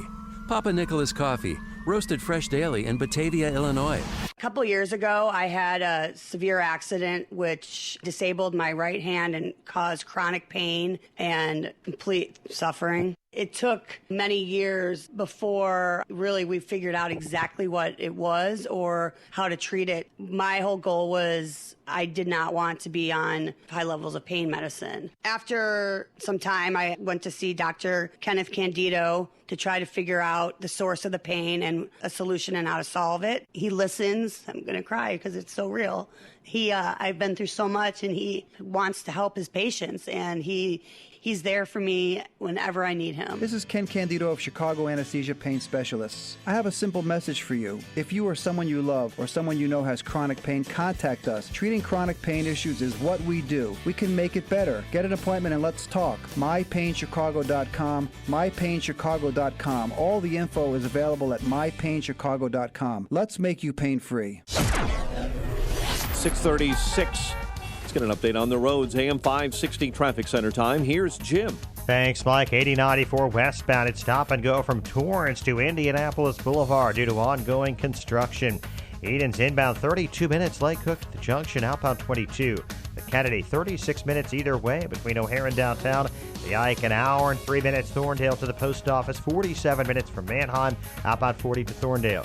Stevenson an hour and 8 minutes. 355 to Lakeshore Drive. Outbound 35 minutes. Ryan is 30 minutes, 95th to downtown. I-57, Bishop Ford, both 35 minutes. I-80 to the merge. Eastbound Adams Tollway really heavy this morning. Roselle to 53 and Bussey to the Kennedy. Traffic service of Colorado State University Global Campus. Earn your bachelor's or master's degree without putting your life on hold. Colorado State University Global Campus is 100% online and designed for working adults. Learn more and apply online at csuglobal.edu. Traffic answers when you need them most. I'm Jim Talamonte on AM 560, The Answer. Chicago's Morning Answer continues next. Your official Chicagoland weather forecast from the aircomfort.com Weather Center. Providing the right climate for business since 1935. Sunny to partly cloudy this day. Cloudy and warm, partly cloudy and warm. High 81. 67 at O'Hare. 65 in Aurora. Next news at 7. Chicago's Morning Answer with Dan and Amy continues next on AM 560, The Answer. This hourly segment is brought to you by Saul Z and the Z Team Realty. They guarantee to sell your home in 59 days or they'll sell it for free. Log on to callsaul.net for details. Don't miss Freedom Summit Chicago 2016, October 29th in Itasca. Tickets are on sale now at freedomsummitchicago.com. So if you're watching us online, you can see that Dan got a basket full of cookies, and they say thank you on it, Donk. Gracias. So who are the cookies from? They're from Tom Rooney. He was just appointed to the state senate. We had him on the show last week. It was like a thank you for appearing on the show. This is what I like. I like being bribed by politicians. It's nice to see it reversed, where we get the benefit. And have you ever gotten a basket full of cookies before? Not from a guy. Actually, not from anybody. But yeah, no, it's nice. It's How thank many you. cookies? 100 in there? Oh, there's a lot. They're big there. I just had one. I think I'm like going into anaphylactic shock. I know, that's why I told you I don't eat sugar in the morning. I'd be on the floor. But I am going to take 2 back to Peyton and Eli. Yeah. So they'll thank enjoy you. it. They'll give them energy. Yeah, but that was very nice of him. So thank you, Tom Rooney. Yeah, very nice. And let that be a lesson to Gracias. all the guests on our show and callers. Everybody send gifts. All right, let's talk about what we know about the Chelsea/New Jersey bomber who was arrested yesterday after a shootout with police, charged on 5 counts of attempted murder of a police officer. And those are state charges. Federal charges will probably come today. Yeah, he's not going anywhere. Yeah, no. A couple of things just before we get into his profile. Brett Stevens had an interesting piece on the Wall Street Journal yesterday, and he talks about his experience spending some time in Israel, which, as you know, is beset by the threat of terrorist violence on a daily basis and has experienced a lot of it. He essentially says 2 takeaways from what happened over the weekend that are useful and that the left doesn't want to confront.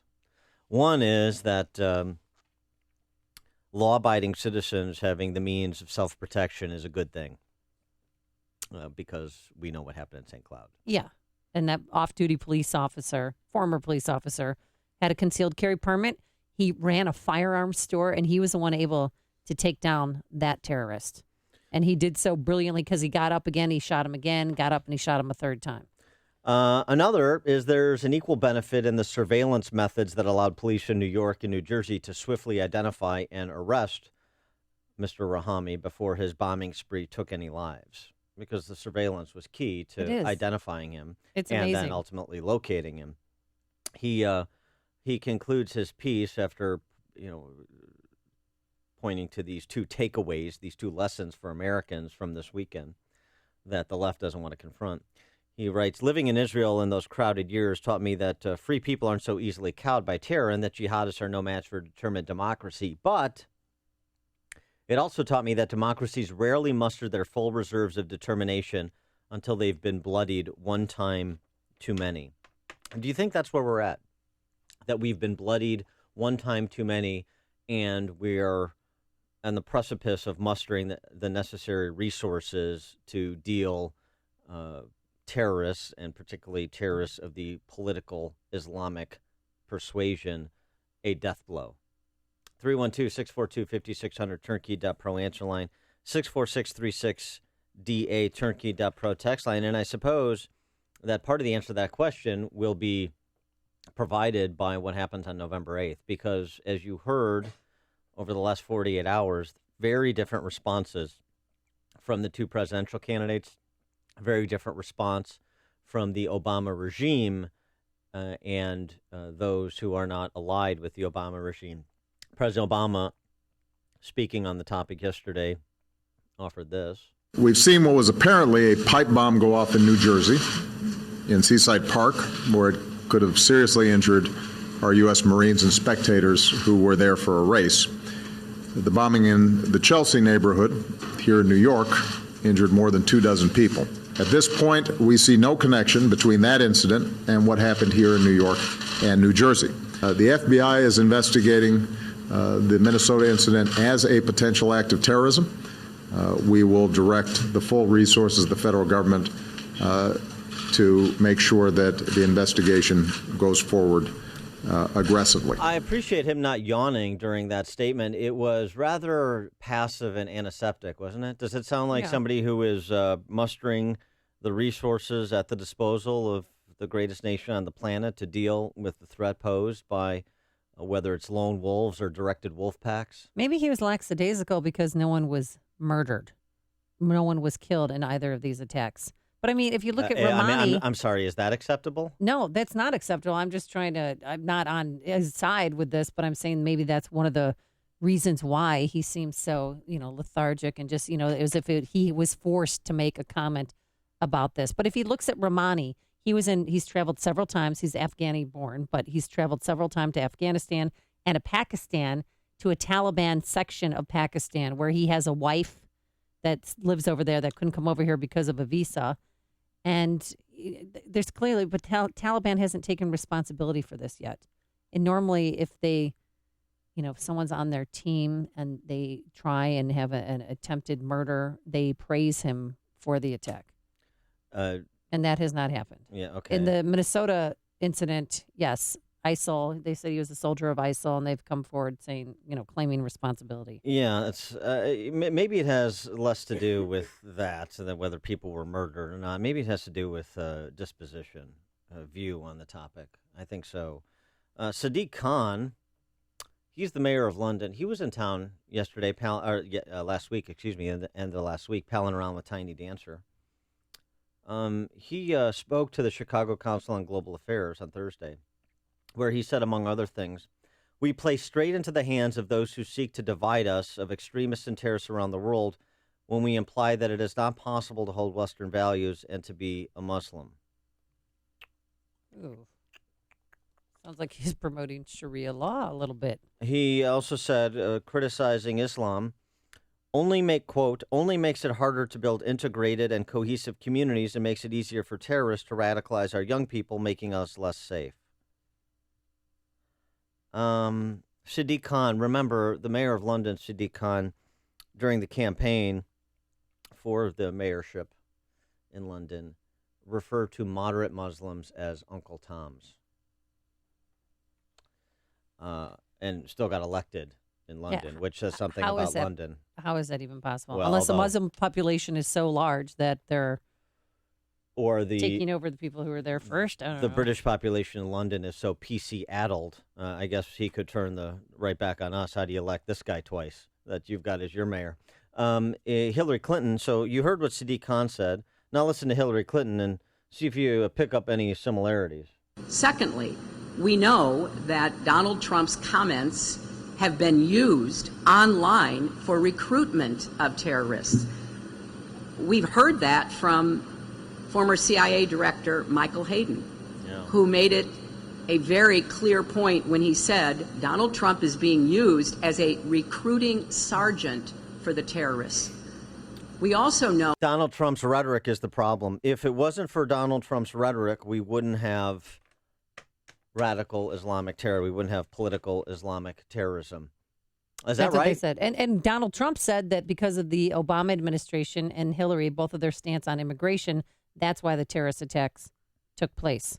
That's why 4 bombings happened in 2 days by the hands of one man, and maybe his family members, too. And regime spokesman, the Dickensian name Josh Earnest, said it's just a messaging issue. What I can tell you is that we are, when it comes to ISIL, we are in a fight, a narrative fight with them, a narrative battle. And what ISIL wants to do is they want to project that they are an organization that is representing Islam in a fight and a war against the West and a war against the United States.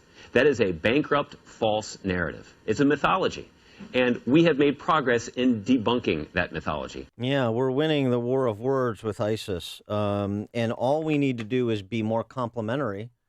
And they'll dissipate into the ether. I remember President Obama, jobs for ISIS members. We just need to get these guys jobs. Remember that when he said that? Mm-hmm. But Donald Trump last night said that we should begin profiling. CNN said racial profiling, but he said we should begin profiling certain people. Our local police, they know who a lot of these people are. They're afraid to do anything about it because they don't want to be accused of profiling. Do we have a choice? Look what's going on. Do we really have a choice? We're trying to be so politically correct in our country, and this is only going to get worse. By the way, that deplorable comment, quote unquote, undeplorable, was one echoed by Hillary Clinton after 9/11 when she was asked about profiling of Muslims, and she effectively voiced assent to that proposition. So it's amazing who used to be a deplorable and who's a deplorable now as that gets redefined along with everything else. By the way, Hillary Clinton, it's all under control. All under control. Again, we got this? It's the language we use. If Trump and everybody else is just complimentary to Muslims in general and Islamic terrorists in particular, then we'll make this all go away. But let us remember, there are millions and millions of naturalized citizens in America from all over the world. There are millions of law-abiding, peaceful Muslim Americans. Yeah, so why don't we focus on the good? Why do we always have to focus on the bad? Because the bad are the ones that are trying to kill us and always making the news. And then their family members, too, are we're letting them stay here. The Rouhani family should be deported. They're making the news because they're committing violent acts. So, yeah, that's right. And new this morning, just quickly on he left a note, Rouhani did, by that second device that didn't go off, praising the Boston bombers. So we got this all under control. Yeah, we got this. It's just a PR matter. A related story, the U.S. government mistakenly granted citizenship to at least 858 immigrants from countries of concern to national security or with high rates of immigration fraud who had pending deportation orders, according to an internal Homeland Security audit released yesterday. But Can you imagine? You think you're just- going to be deported, you become a citizen? It's just a PR problem. They've got this. It's an information gap. That's how they described it, Dan. Let's It's go just a simple information. to Jim in Joliet. You're on Chicago's Morning Answer. Good morning, folks. How you doing? Good. Dan, what you said earlier, just a few minutes ago, about the gentleman who shot the nut job in Minnesota there, that was the first time, and I've been following the news on this. This is the first time I heard him that you referenced. As the first time I heard that he was actually a civilian. He was a former police officer. Yes, correct. With a concealed carry permit. Correct. Yeah, and he owns a And firearms shop, too.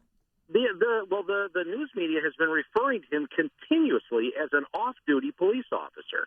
Now, I'm a former police officer, and I happen to have a concealed carry permit. I'm a civilian. Right.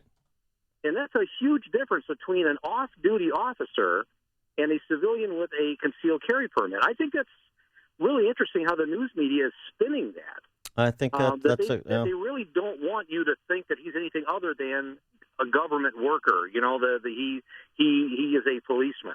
They don't want you to think he's a civilian that actually stood up and protected people in that mall. Well, yeah, he good heard- point. Thanks for the call, Jim. He was trained. He heard the screams, and he ran to the knife-wielding man. Yeah, but Jim's point about Right. his profile is important, and it's spot on. Tom in Oswego.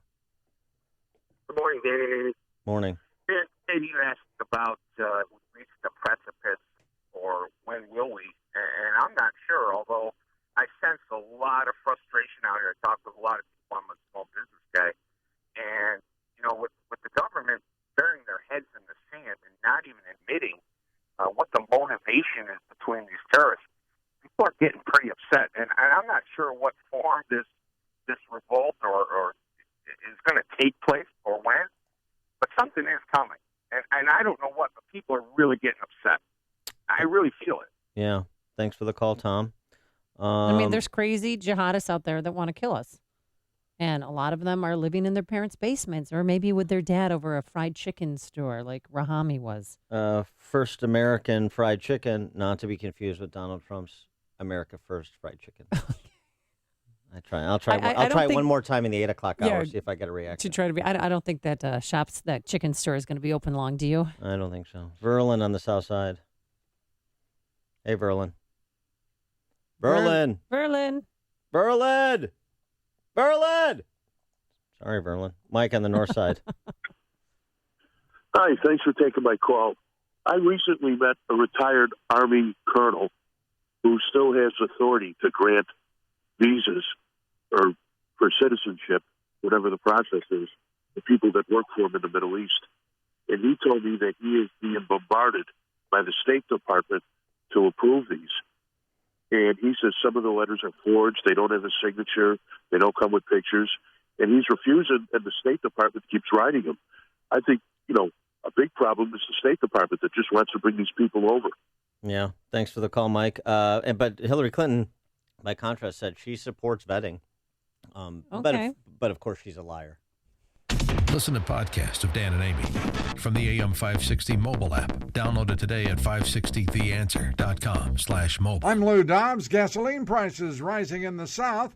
The Commerce Department set to update housing starts, and Uber setting its sights on Detroit. Those stories next. Bill Bennett here to tell you about Augusta Precious Metals. The stock market crash of 2008 wiped out as much as 50% of IRA or 401k accounts. Can you afford to lose again if the next crash comes? What if you could store your IRA or 401k where you can see, touch, and hold it in your hands? Well, with the Augusta Gold and Silver IRA, you can transfer retirement savings into physical coins and store them where you can actually hold them in your hands, where you can get your gold fast in a disaster. Call Augusta Precious Metals today at 855-222-6993 and receive a free gold and silver IRA guide. There is no obligation. It's rated A+ with the Better Business Bureau. Augusta Precious Metals enjoys a 98% 5-star customer satisfaction rating with TrustLink.org. Trust Augusta. Call Augusta Precious Metals today at 855-222-6993. That's 855-222-6993. 855-222-6993.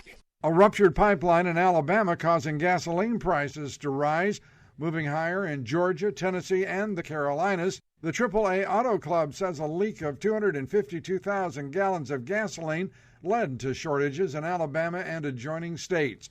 The Commerce Department reporting today on housing starts for August.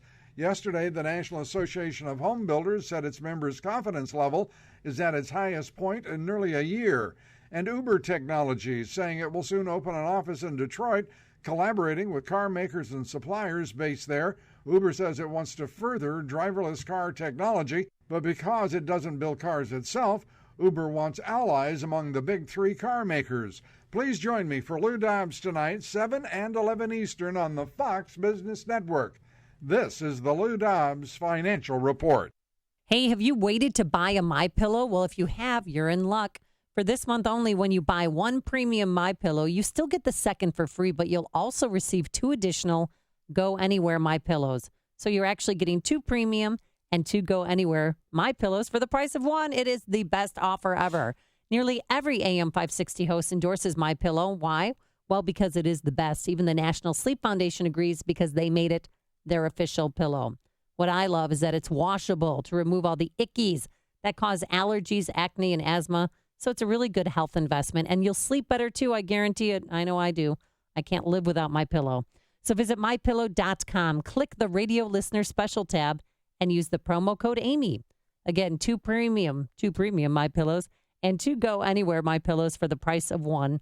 Or call 800-489-0201, mention the radio listener special, and use the promo code Amy.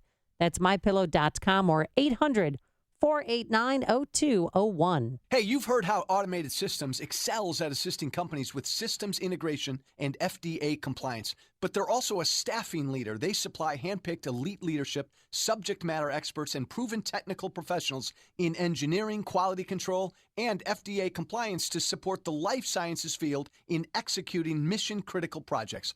ASI provides highly specialized pros to deliver projects on time and budget. Don't pay a lot more to a big consulting firm, and don't trust the big temp agencies to supply the talent you need. Call Laz, my friend Laz at Automated Systems, when failure isn't an option. ASI is retained by all of Chicagoland's Fortune 500 life sciences companies, from big pharma to startups, and excel through a culture of excellence in execution. For a staffing, compliance, or automation evaluation, call Laz now at Automated Systems at 844-HIRE-ASI or visit AutomatedSYS.com. That's 844-HIRE-ASI or AutomatedSYS.com.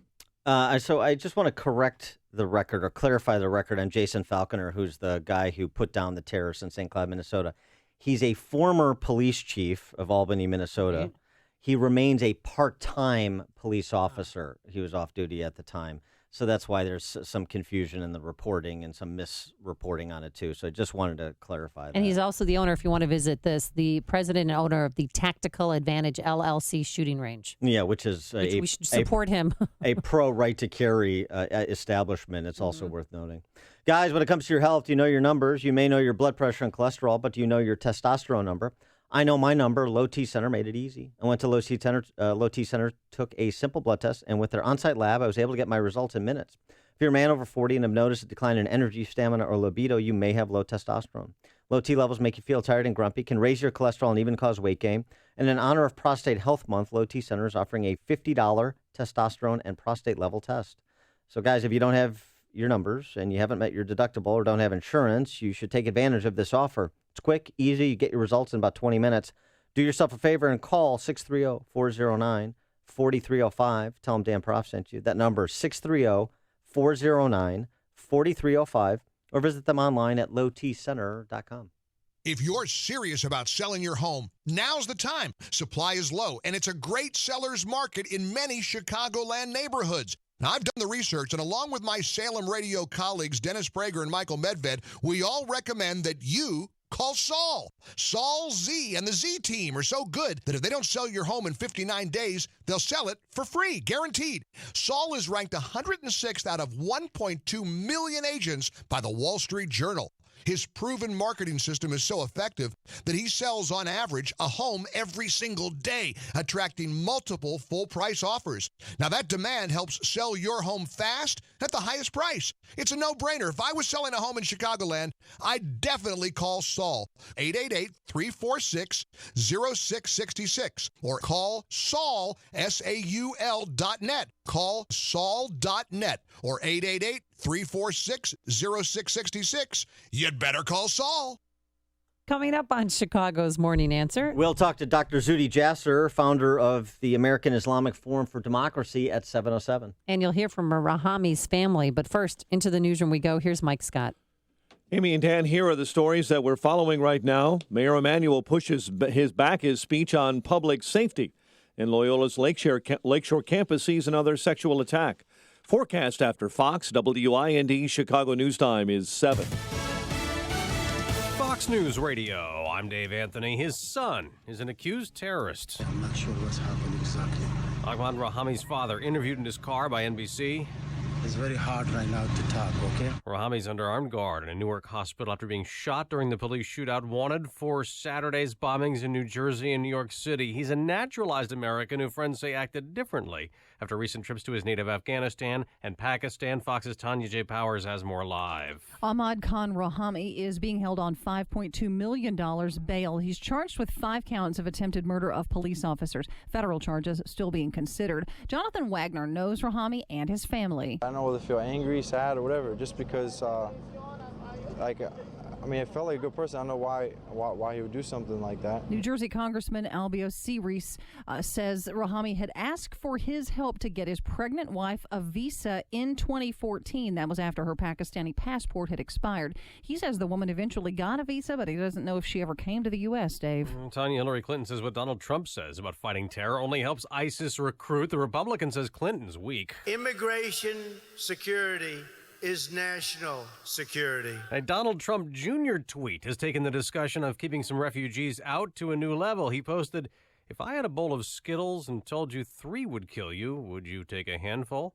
Well, Wrigley, which makes Skittles, has just responded comparing candidate people is not an appropriate analogy. The UN has suspended all aid to Syria after a deadly airstrike on a humanitarian convoy at the end of a ceasefire. President Obama will talk more about that, addressing world leaders at the UN today in New York. This also might be a topic. North Korean state television saying a new rocket engine shown in a test rig is designed for a more powerful space rocket. South Korea said the test was likely for a long-range missile, which North Korea does not yet have. Fox News Radio, fair and balanced. This morning we have clouds and sunshine as we head towards daybreak. 7:02 on AM 560. The Answer. Good morning. I'm Mike Scott. Overnight, no one hurt following a huge fire at a pallet factory on Chicago's west side. Blaze began last night in the yard of a company near Damon and Grand. Cause of that fire is under investigation. The flames actually spread to a nearby home in the attic, displacing 6. Loyola University's Lakeshore campus has now seen 3 sexual attacks in the same block in the past year.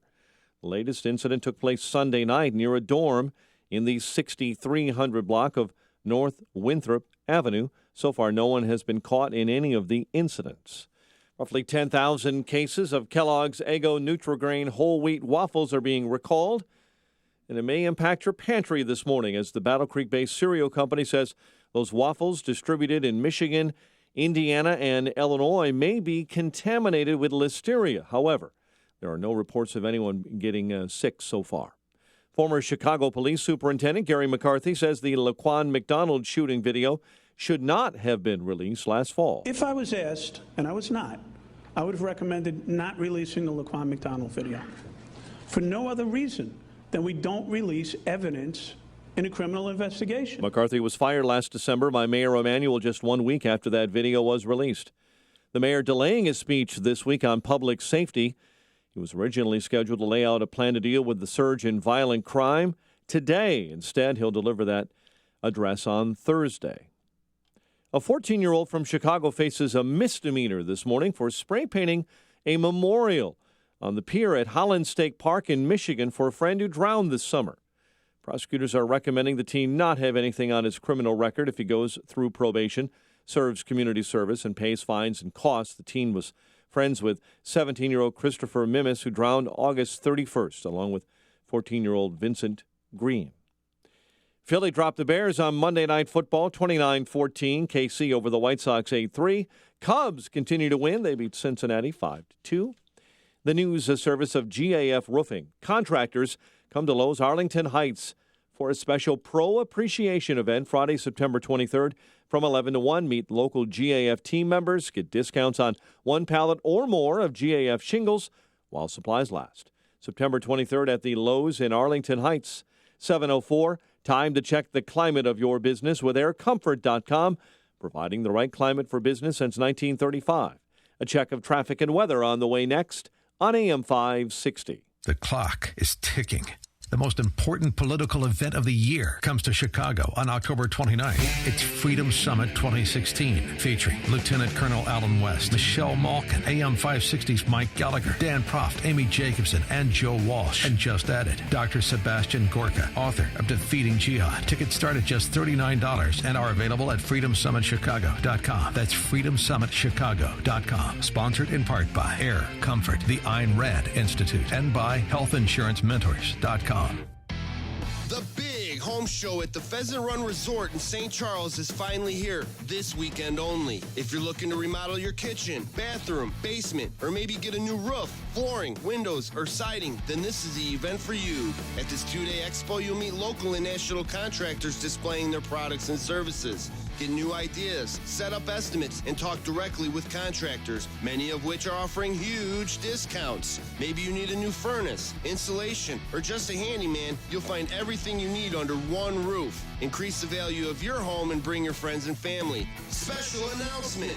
Attend the expo between 12 and 1 Saturday and Sunday to meet HGTV star Kelly Edwards and enter for your chance to win cash and prizes. The winner could be you. Remember, the big home show at the Pheasant Run Resort in St. Charles this weekend only. Get more information at homeshowevent.com. That's homeshowevent.com.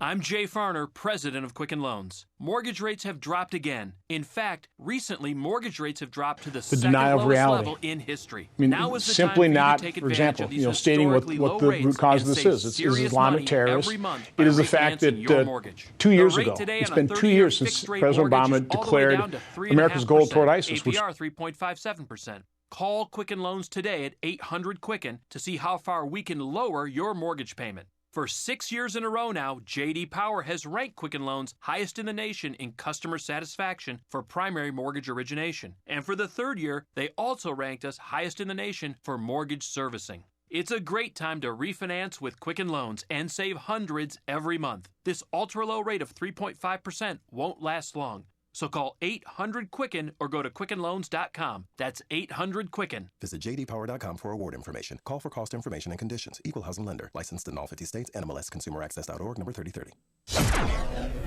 7:07. Morning to our friends in Oklahoma. 4.3 magnitude earthquake just struck there moments ago.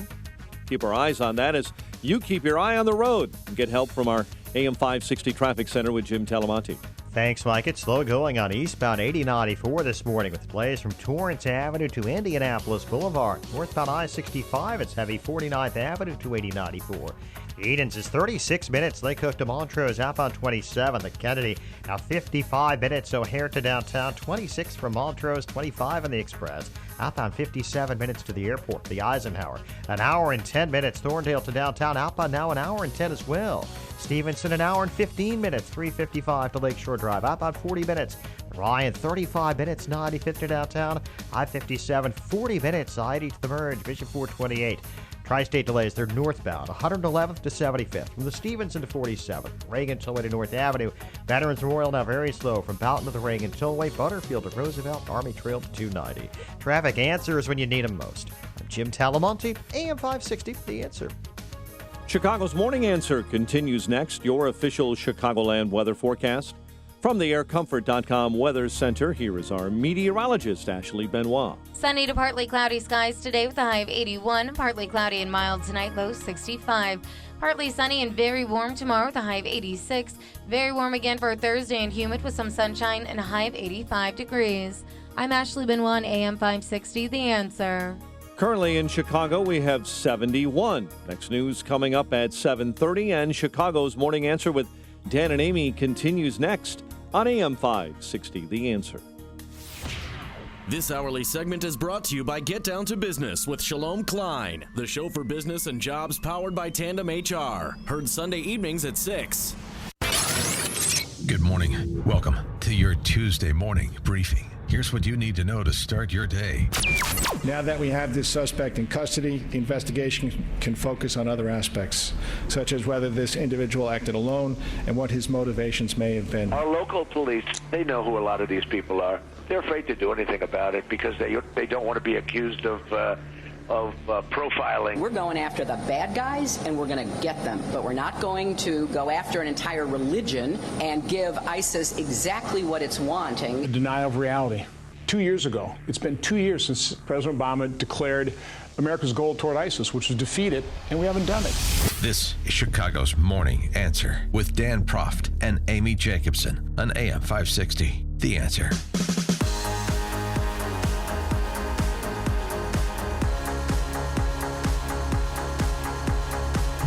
Good morning, Dan and Amy. You heard at the top an interesting perspective from Senator Ron Johnson from Wisconsin. He's the chairman of the Senate Homeland Security Committee. He was sitting down for an interview with the Wall Street Journal's Opinion Journal, and he said the greatest threat facing the United States is the denial of reality. And I would suggest that's what you heard from the president, from, to a certain extent, his spokes being Josh Earnest yesterday, as well as from Hillary Clinton. But so much of the coverage is wrapped up in CNN inventing things that Donald Trump didn't say. He said profiling. He didn't say racial profiling. They attributed the word racial to Trump's response. And then the tweet of one Eric Trump. Yeah, actually, it was Donald Trump Jr. Trump Jr. Yeah, late yesterday, tweeted this. It had to do with immigration. It said, if I had a bowl of Skittles and I told you just 3 would kill you, would you take a handful? And there was a picture of a bowl of Skittles. This image says it all. Let's end the politically correct agenda that doesn't put America first. And Skittles' parent company, Wrigley Americas, came out. They're not happy. Skittles are candy. They say refugees are people. And we don't feel it's an appropriate analogy. Thank you for the clarification. It's interesting. By the way, put America first, not first American chicken, which is different. Interestingly, our next guest and friend of the show, Dr. Zuhdi Jasser, I just noticed changed his Twitter handle to Son of Skittles. And I wonder why he did that. Let's talk to Dr. Zuhdi Jasser, the founder and the president of the American Islamic Forum for Democracy. Dr. Jasser, thanks for joining us again. Appreciate it. Oh, it's great to be with you. Thank you for having me. So, Son of Skittles, what do you mean? Well, listen, I'm pretty hawkish in making sure we don't let the enemies of this country in, but we also have to realize that we are who we are because of our immigrant narrative. My parents escaped the Syrian regime in the mid-'60s, and we're from Aleppo, and we just have to be careful in that we can't change who we are. And I get the analogy he was making, but America was founded by immigrants, so I hope that we fought many wars from World War II to the Vietnam War by understanding that we had enemies in those areas that we were fighting militarily, but we also welcomed those refugees who shared our values. And the current immigration system is broken. There's no doubt. We're not vetting for ideology. We even just gave citizenship to 800 folks that should have been deported. So there's no doubt Mr. Trump has it right on the fact that we need extreme vetting. But let's be careful in not comparing human beings to candy. Now, by the way, just so you know, for the record, I do know where Aleppo is, unlike Gary Johnson. So, since your family's from Aleppo, wanted to go back to that clip we had at the top from Senator Ron Johnson saying the greatest threat facing America is the denial of reality. How do you respond to that? That's exactly true. Our current entire axis of Homeland Security is called countering violent extremism. What is that? I mean, every time we see one of these individuals, we get focused on their narrative, what was his little story, if you will, but these aren't lone wolves. We are at war, and there's a bigger ideology, which has to do with anti-Americanism, Sharia supremacism, not only the belief in ISIS, but the belief in the Islamic State over a secular state like America. And when you have Homeland Security unwilling to identify Islamism and the belief in theocratic states as preferable to America, we can't identify the precursors, and we're going to continue missing them. And yes, the family might not have known he was going to make bombs and be militant, but I guarantee you, if you look at the mosque he went to, it was the Islamic Circle of North America Mosque, which has seditious material inside it that's very anti-American and anti-Semitic. If you look at the family's grievance narrative about saying that they wanted to sue the city and the police for being anti-Muslim, and then you look at Homeland Security, where Jay Johnson just last week spoke to the largest Muslim organization and gave them a whole speech about how Muslims are suffering the same way the black community did under the Jim Crow laws. I mean, talk about hyperbole. You basically have the head of Homeland Security radicalizing our community by telling us that we have grievances rather than loving America and wanting to stand for this country that gives us freedom that nowhere else will. Well, we have a bit of breaking news. The wife of Ahmad Rahami, according to the FBI, left the United States a few days before the attacks, and they're working with officials in Pakistan and United Arab Emirates to get access to her and ask her questions about what she knew. Is it possible that she was in on this? Because she looks pretty guilty if she fled the country a few days before the attacks. And we're seeing this pattern from the San Bernardino couple that was actively involved together to the Orlando terrorist who had two different spouses. The initial one wasn't involved. She was actually abused, as we see domestic violence in this guy's history. There is some common patterns here, and the spouses of these individuals are knee-deep in it. We saw the terrorist cell in Paris that 3 months later committed another act. They were hiding in the community, and family members knew where they were. There's no way they could hide. And actually, similar to this guy who was on the run in Paris, they were able to flee for 3 months before they found him, and they actually committed a second act before they did. So often the family members, that's why they quickly arrested many of them until they released them to find out whether they were directly involved. Our community has a deeper problem, which is the facilitation of an us versus them mentality. It often starts in the family. Well, you know, the other thing that's interesting about this, just in terms of the response that Josh Earnest offered yesterday, that we mainly have a narrative challenge here with respect to ISIS. Mayor Sadiq Khan of London was doing a little goodwill tour seeking business this last week into this week in Chicago, New York. And, you know, he's backslapping with Rahm Emanuel. He's backslapping with de Blasio in New York City. And every utterance of Donald Trump is put through this lens of Islamophobia. And here you have Sadiq Khan as the first Muslim mayor of London, who during the campaign referred to moderate Muslims as Uncle Toms. And that's just washed away. So do we have a narrative challenge or not? Are we going to hold people accountable for the rhetoric across the board or not? That's just a jarring statement. He later apologized for it, but it's tough to, you know, unring that bell, isn't it?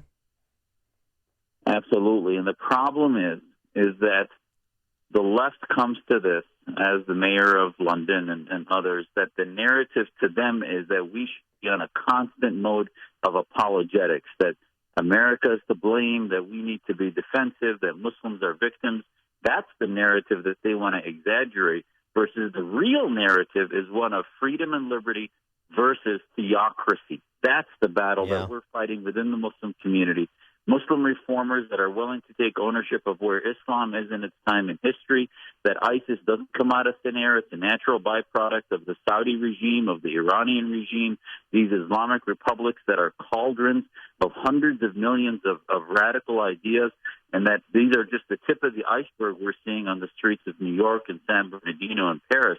So at the end of the day, yes, it's a battle of narratives, but no, it's not the one that America's to blame for everything, but rather it's time for us to work with Muslim. We have a Muslim reform movement that is, we don't even tell, you know, we're not trying to get the Islamists pushed out. We just want a seat at the table.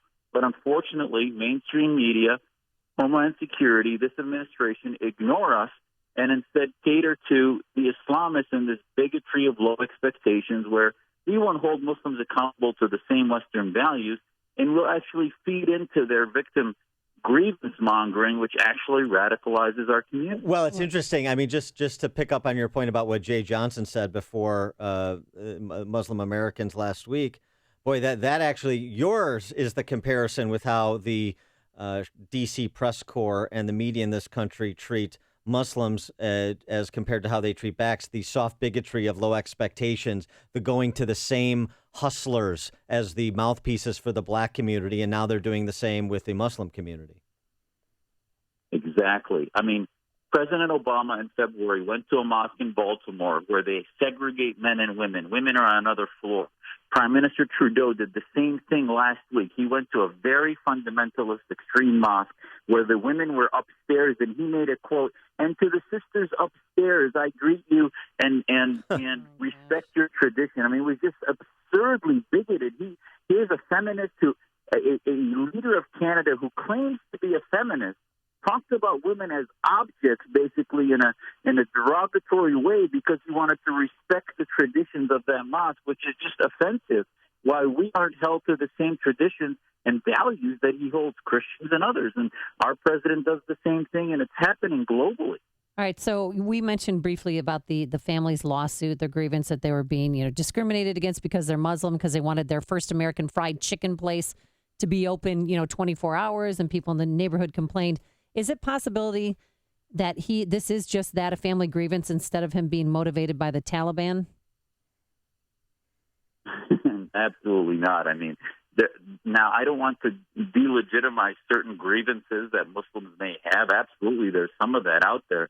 The problem is when the bandwidth of our community gets soaked up by these grievances and you ignore the support of the Taliban, you ignore the primary center of their universe, which is a supremacism of a state that hates America. Look at the Omar Mateen in Orlando. His father was an open Taliban supporter who gave out videos, posted videos of being the president and anti-Americanism, et cetera. That should have been on the radar of Homeland Security, but it wasn't. That's what we should be focusing on, not obsessing on the grievance narrative. One of the other narratives that's interesting to me is the genocide that's occurring in Syria and the Middle East of Christians.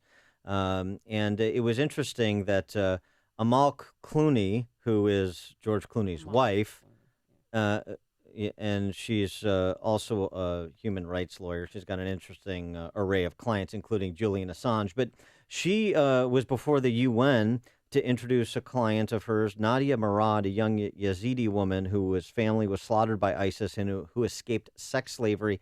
And she, who is a otherwise big proponent of world government, said she is, quote, ashamed as a supporter of the UN. One of the things it seems to me is a recognition, and this would be a great opportunity for Muslim leaders as well. And I know you're someone who does this, so I'm not pointing this at you. I'm making a general comment. A recognition of the genocide that is going on of Christians in the Middle East and the demand that more attention be paid to it and, frankly, more importantly, something be done about it. Absolutely. And I can't tell you how important that is. And, in the last 10,000 refugees that came, the fact that only 47 were Christian is absolutely absurd. And the Congress finally pushed Secretary Kerry to name that a genocide. There is a genocide. And if we had been vetting correctly, we would not, for example, most statistics show 20 to 25% of refugees have sympathies for ISIS. Those should be vetted through an ideological mechanism that prevents those who don't accept our values, who believe in violent jihad, etc., not to come in. And once you clear those 20% out, you have more than enough room to accept Christians and other minorities that are suffering from a genocide, which then would allow the proportions to be fair. And there's a genocide, I call it a genocide sandwich happening in Syria, which is not only the Christians, but the Sunni majority in Syria has had over 500,000 killed by the Assad regime, which is a Alawite minority. And that's how the war started. So both communities need to be fairly treated. And history is going to show. I wrote a piece a couple weeks ago about the museum in 2045 that's going to be built about the genocide in Syria. And that's all Syrians have to look forward to, some future museum about genocide that happened to Christians and others. And unfortunately, we're doing nothing about it now in real time. And they are also part of the Skittles, is the Christians and the Yazidis and others. Yes. All right. He is Dr. Zuhdi Jasser, the founder and president of the American Islamic Forum for Democracy. Dr. Jasser, always a pleasure. Thanks for joining us. Thanks for having me. And he joined us on our turnkey.pro answer line. See Alan West, Michelle Malkin, Dr. Sebastian Gorka, Mike Gallagher, townhall.com political editor Guy Benson, Dan Proft, Amy Jacobson, and Joe Walsh at Freedom Summit Chicago 2016. Tickets are on sale now at freedomsummitchicago.com. I saw that interview with Amal Clooney and the woman you're speaking of, and not a dry eye in my house. Yeah. And everyone should watch that. What's going on there is sickening. Your forecasts, changing gears a little bit. Plenty of sunshine. You're going to love today. High of 81 degrees. Tonight, mild, a low of 65. And even warmer tomorrow. Plenty of sunshine. A high near 90. Ouch, degrees. A little too hot for some. Jim Talamonte, anything hot on the roadways? Well, Amy, your inbound Kennedy's boiling over with heavy traffic. It's rough sledding this morning, and there's a crash at Canfield in the right lane contributing to this. It's an hour and 20 minutes from O'Hare to downtown, 42 minutes from Montrose, 35 in the Express and outbound. 45 minutes to Montrose, an hour 10 to the airport. The Eden's 40 minutes, Lake Cook to the junction, outbound 30. The Ike, an hour and 5 minutes, Thorndale to the post office, outbound an hour 13. Stevenson, an hour and 12 minutes, 355 to Lakeshore Drive, outbound 40 minutes. Ryan, 28 minutes, 95th to downtown. Tri-State, Laser heavy northbound 111th to the Hinsdale Oasis, from the Reagan Tollway to the Grand Avenue curve. Adams Tollway slow. The Elgin Toll to 31, Beverly to 59, Beecham to 53, and Bussey to Lee. Reagan Tollway. Really slow Orchard to before Winfield with a crash left shoulder. Jim Talamonte in the AM 560 Traffic Center. You've heard me talk about how your business can profit from having an updated phone system at zero cost. The truth is, an outdated system can mean lost revenue. That's why AM 560 chooses to work with Innovative Networks. They excel at providing innovative solutions to reinforce your company's phone infrastructure and enhance call flow. We appreciate how comprehensive, diligent, and cost-effective Innovative Networks was in providing network solutions that scale as our business expands. Not only can they replace your outdated phone system at no cost, Innovative Networks will provide hands-on training to maximize your capabilities. You'll save money and be more focused on growing your business.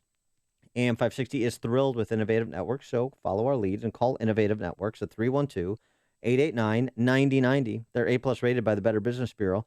Call 312-889-9090 or visit go4inet.com. That's go, the number 4, INET.com. Here's microbiologist Dr. Kim O'Neill talking about balance of nature.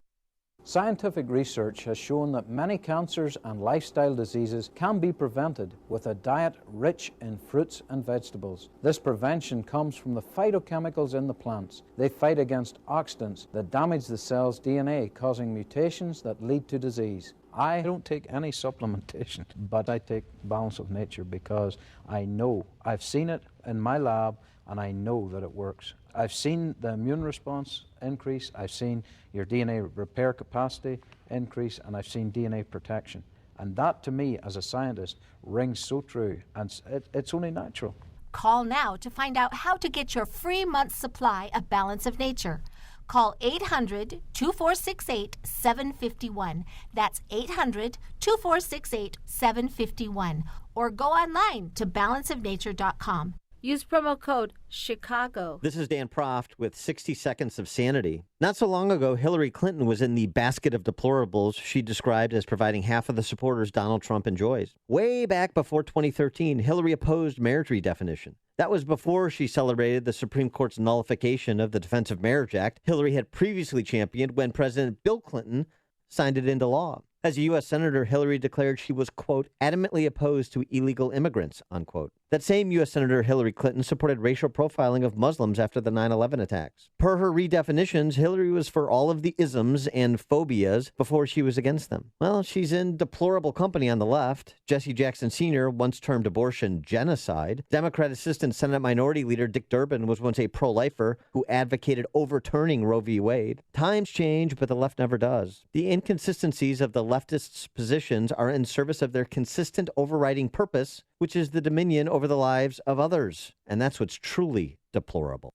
Hey, you've heard how Automated Systems excels at assisting companies with systems integration and FDA compliance, but they're also a staffing leader. They supply handpicked elite leadership, subject matter experts, and proven technical professionals in engineering, quality control, and FDA compliance to support the life sciences field in executing mission-critical projects. ASI provides highly specialized pros to deliver projects on time and budget. Don't pay a lot more to a big consulting firm, and don't trust the big temp agencies to supply the talent you need. Call Laz, my friend Laz at Automated Systems, when failure isn't an option. ASI is retained by all of Chicagoland's Fortune 500 life sciences companies, from big pharma to startups, and excel through a culture of excellence in execution. For a staffing, compliance, or automation evaluation, call Laz now at Automated Systems at 844-HIRE-ASI or visit AutomatedSYS.com. That's 844-HIRE-ASI or AutomatedSYS.com.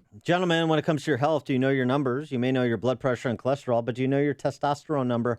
I know mine. Low T Center made it easy. Went to the Low T Center, took a simple blood test, and with their on-site lab, was able to get my results in minutes. If you're a man over 40 and have noticed a decline in energy, stamina, or libido, you may have low testosterone. Low T levels make you feel tired and grumpy, can raise your cholesterol, and even cause weight gain. And in honor of Prostate Health Month, Low T Center is offering a $50 testosterone and prostate level test. So, guys, if you don't know your numbers, haven't met your deductible, or don't have insurance, you should take advantage of this offer. It's quick, easy, and you'll get your results in about 20 minutes. Do yourself a favor and call 630-409-4305. Tell them Dan Prof sent you. That number, 630-409-4305. Or visit them online at lowtcenter.com. Coming up on Chicago's Morning Answer, a former president. Well, he's going to be voting for Hillary Clinton, we think. We'll explain. And an African-American studies professor at Princeton breaks bad on this president at 7:37. But first, into the newsroom we go. Here is Mike Scott. Sunshine and 71 degrees. Good morning, I'm Mike Scott. The U.S. Geological Survey says a 4.3 magnitude earthquake struck this morning in extreme northern Oklahoma. Widely felt throughout parts of Kansas. No injuries or damage reported. A man suspected of planting those bombs in a New York neighborhood and a New Jersey seaside town is yet to face charges in either one of those incidents. For now, Ahmad Rahami is being held on $5.2 million bail, charged with 5 counts of attempted murder of police officers. Rahami, a naturalized American from Afghanistan, was captured following a shootout with authorities in Linden, New Jersey. AAA reporting gas prices continue to climb in several southern states after a pipeline leak in Alabama. AAA reporting in Georgia the average price for regular gas rose 5 cents, up nearly 27 cents over the past week, 5 cents yesterday alone. Former Illinois National Guard soldier and his cousin this morning are scheduled to be sentenced for plotting to attack a U.S. military facility. 23-year-old Hassan Edmonds pleaded guilty last year to conspiring to provide material support to a foreign terror organization. His cousin, 30-year-old Jonas, pleaded guilty to similar charges. They'll appear in U.S. District Court for sentencing. Prosecutors in Chicago seeking a 30-year sentence for Hassan Edmonds and a 21-year prison term for Jonas Edmonds. No one hurt following a huge fire at a pallet factory on Chicago's west side. The blaze started last night in the yard of a company near Damon and Grand. The cause under investigation. And this morning, check your pantry. Roughly 10,000 cases of Kellogg's Eggo Nutri-Grain whole wheat waffles are being recalled. The Battle Creek-based cereal company says the waffles may be contaminated with listeria. They were distributed in 25 states, majority in Michigan, Indiana, Illinois, Ohio, and Wisconsin. Chicago sports, Philly beat the Bears 29-14. Bears now 0-2. And quarterback Jay Cutler injured a thumb. Kansas City over the White Sox 8-3, and the Cubs beat Cincinnati 5-2. The news, a service of Amtrak. Great memories are made on trains, not in traffic. Experience travel the way it should be. Go from Chicago to Dallas for $102 with Amtrak Saver Fares. Book now at Amtrak.com/saverfares.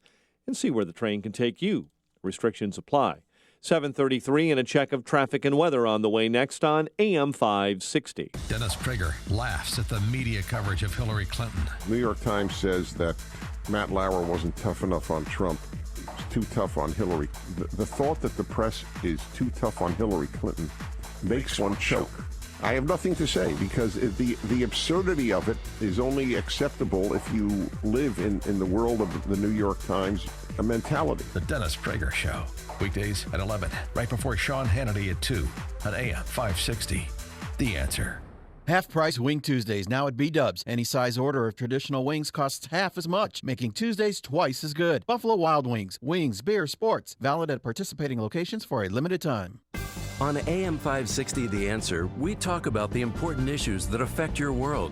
Things like the economy, education, and foreign policy. There's always so much going on in the news that we don't always have the time to focus in and talk about the big ideas behind the important issues. Enter Upstream Ideas online at upstream-ideas.com. Upstream Ideas, in partnership with the Illinois Policy Institute, provides the kind of information that informs the policy discussions happening here on AM 560. At Upstream Ideas, you'll broaden the debate, move beyond partisan assumptions, and challenge accepted beliefs. Upstream Ideas goes against the current and thinks upstream. Go online now at upstream-ideas.com. That's upstream-ideas.com. You'll be armed with new information and fresh perspectives to help encourage you to make the state of Illinois and the United States of America a bit freer, a bit more just, and a bit more civilized. Upstream-ideas.com.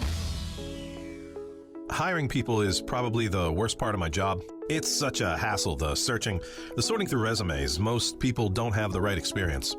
We started using ZipRecruiter about 3 months ago. Right from the start, you could tell it was going to make hiring a lot easier. One click and my job was posted to 100+ job boards, all the top sites.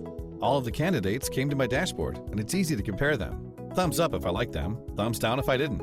No emails and attachments, printing up docs, phone calls, none of that. And I couldn't believe the number of great applicants we got. I had the person we needed within 1 week. I don't know how we hired before ZipRecruiter.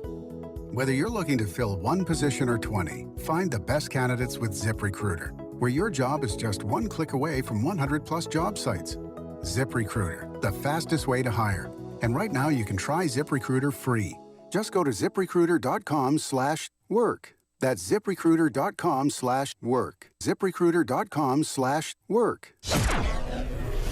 7:36 in our AM 560 traffic center. Here is Jim Talamonte. Thanks, Mike. We're now seeing delays on the southbound tri-state. It's slow going from 120 to 137. Northbound delays from 111th to the Hinsdale Oasis and from the Reagan Tollway to the Grand Avenue Curve.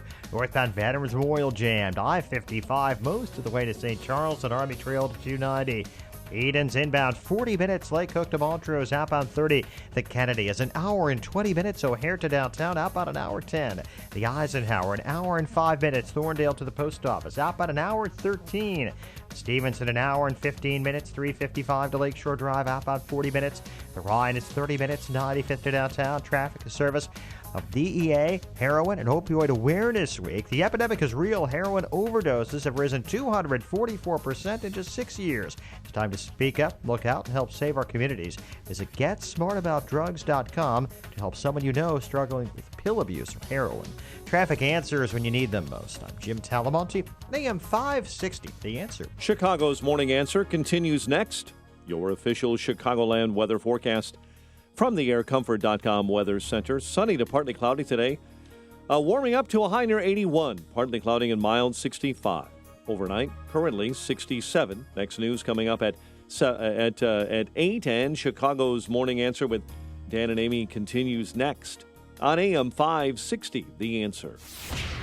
This hourly segment is brought to you by the IRS Radio Hour with attorney Stephen Leahy every Sunday afternoon at 5 on AM 560, The Answer.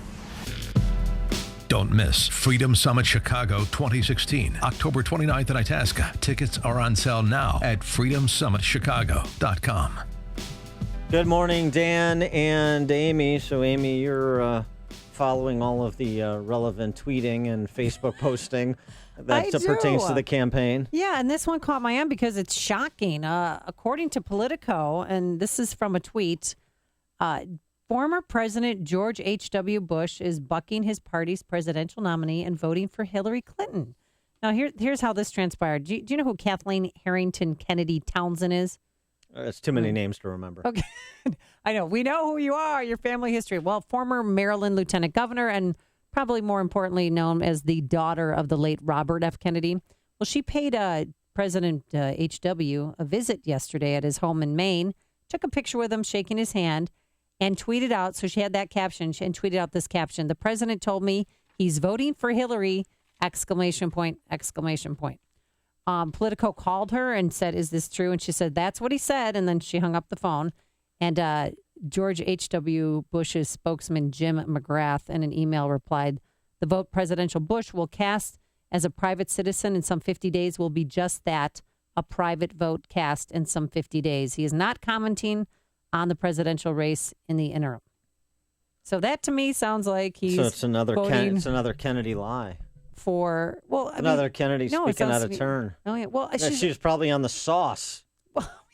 yeah, and drove over a bridge drunk to get to his house. Exactly. No, but a little bit of a vulture there. I mean, capitalizing. If a former president told you that, you kind of keep that on the down low. You kind of respect your elders and the relationship you have with him. And to do that, I hope he never lets her in his house again. Yeah, she is no friend of yours. No, clearly. I mean, it's... God, what a vulture. Can't say that word enough. Who knows what the conversation was? You're preying on somebody who's probably still upset about how his son was treated and performed, as his son is probably still upset about how he was treated and performed in the primary. So I, chalk that up to a whole lot of nothing. But he's 92 years old. I mean, did you see the picture? I mean, he looks... Well, and here's something else. He looks not bad for 92. No, but still, vulture. Well, here's some... You're talking about... Kathleen, Kennedy, yes. Harrington, Kennedy, Smith, Townsend, Jones, Murphy. Yes, exactly. Got all your bases covered there. Here's the other thing. I mean, whatever way George Herbert Walker Bush votes will have an impact only on his ballot. So, I mean, it's just not that particularly compelling. But I agree with you about the kind of, the what? She better not be allowed back in their home ever. I appreciate your protectiveness of the elder Bush. I mean, that's it's nice. cruel. Yeah. Is there some charge we can drum up against her? And her conduct is gauche and pimply. I agree with you. Gauche? That's Gauche and Pimply. That's the name of your high school band. Exactly. It's a Pat Benatar cover band. It's not befitting the refined Camelot types of the Kennedy. Yeah, I agree. Speaking of that election, an interesting piece of the American Conservative. I don't know why I didn't think of this, but Robert Mary, who writes this piece, Unlocking the Election, invoked the 13 keys to the presidency. You ever read that book? It's Lichtman and DeSalle were the two researchers, and they established essentially a continuum of 13 keys to a presidential election that have held up. In other words, whichever candidate has won more of their keys has won the presidency since 1860. Okay. And there's 13. I go through all of them, but it's things. It's in the context of incumbent versus challenger. The incumbent party mandate. After the midterm elections, the incumbent party holds more seats in the U.S. than it did the previous midterm elections. Well, for this year, that would be unfavorable to the incumbent, who is the Democrat, who is Hillary Clinton. Mm-hmm. No serious contest for the incumbent party nomination. Obviously, Bernie Sanders rendered this unfavorable to the incumbent. There was a serious challenge. The incumbent party candidate is sitting president. That's not the case, so it's unfavorable to the incumbent. No significant third party or independent candidate. Well, there is a significant third party candidate. That's unfavorable to the incumbent. Short-term economy, long-term economy, policy change, social unrest, scandal, foreign and military failure, foreign and military success, incumbent charisma, challenger charisma. If you look through the 13 keys that are laid out here, the author of the piece, The American Conservative, suggests as few as 8 and as many as 10 of the keys trend in Donald Trump's direction. And so likely that almost anything Hillary Clinton does, short of, in my opinion, now this is me editorializing, short of prosecuting the strongest argument she has in a very effective manner and making that the referendum question on November 8th, is Donald Trump fit for the office. If she can't make that the overriding question and concern in people's minds, then she is going to lose. And it's kind of, if you just look at this as through the eyes of this academic exercise, which has some predictive value, apparently, it just But kind of reinforces that and idea. She loses the argument, too, when she calls Donald Trump a terror recruiter. I mean, how could anybody take her seriously when she flings that kind of crazy rhetoric around? Well, you know what else? It's also President Obama. You know, people are tired of the high hat from Hillary Clinton. Interestingly, listen to this. You remember President Obama's speech over the weekend? We played snippets of it yesterday. He's going to be insulted if you don't do what he says. And after we have achieved historic turnout in 2008 and 2012, especially in the African American community, I will consider it a personal insult, an insult to my legacy, if this community lets down its guard and fails to activate itself in this election. You want to give me a good send-off? Go vote! Yeah. And he says at everything. You're angry? Go vote. Go vote. Go vote. Well, he says it over and over. but it was personal. Right. You insult me. And I'll tell you what, erstwhile allies of the president, like Princeton African-American Studies professor, a colleague of Cornell West, for goodness sakes, Professor Eddie Glaude, was on Morning Joe. He had this reaction to that speech. I was really annoyed, actually, by the president's speech. Were you really? I thought that was inspiring. Well, you know, I think part of what we see is that the Clinton campaign made a bad decision. They spent most of the summer trying to court disaffected Republicans and taking their base for granted. And I said on this show that what would happen as she was getting the endorsements of Bush Republicans and the like, how would that excite those folks who were supporting Bernie Sanders? How would that excite Latino voters? How would it excite African-American voters? And so now what do we get? Instead of a series of rational arguments from the president to black voters, we get, you know, don't insult me. Wow. And I just find that condescending. And I know I'm going to get in trouble for it. Wow. How about that? Wow. Interesting reaction. Wow. It's good conversation. Even those two dingbats, Morning Joe and Mika, whatever her name is. Oh, by the way, those two Yeah. met with Donald Trump a few days ago, at the Trump Tower, Pathetic. to iron out their relationship and line up an interview. Please. Morning, you have to be angry at your intellect to watch that show, listen to those two knuckleheads. Ralph and Rantoul, you're on Chicago's Morning Answer. Morning, Dan and Amy. Yeah, I'm not surprised that Mrs. John Jacob Jingleheimer Schmidt came back from That's her name too, or wherever HW was plugged into his pea soup line. Oh, come on! And you know, I mean, the Bushes. I'm sorry, except for the fact that W did try to act admirably after we were attacked in 2001.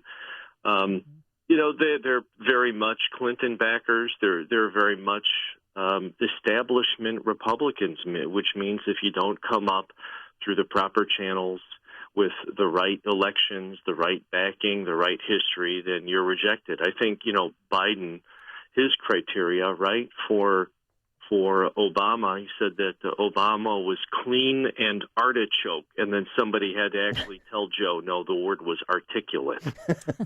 Thanks for the call, Ralph. By the way, speaking of Biden, I just wanted some good news in on Joe Biden. Yeah. Has he found the cure for cancer? No, he's working on it, but here's the good news.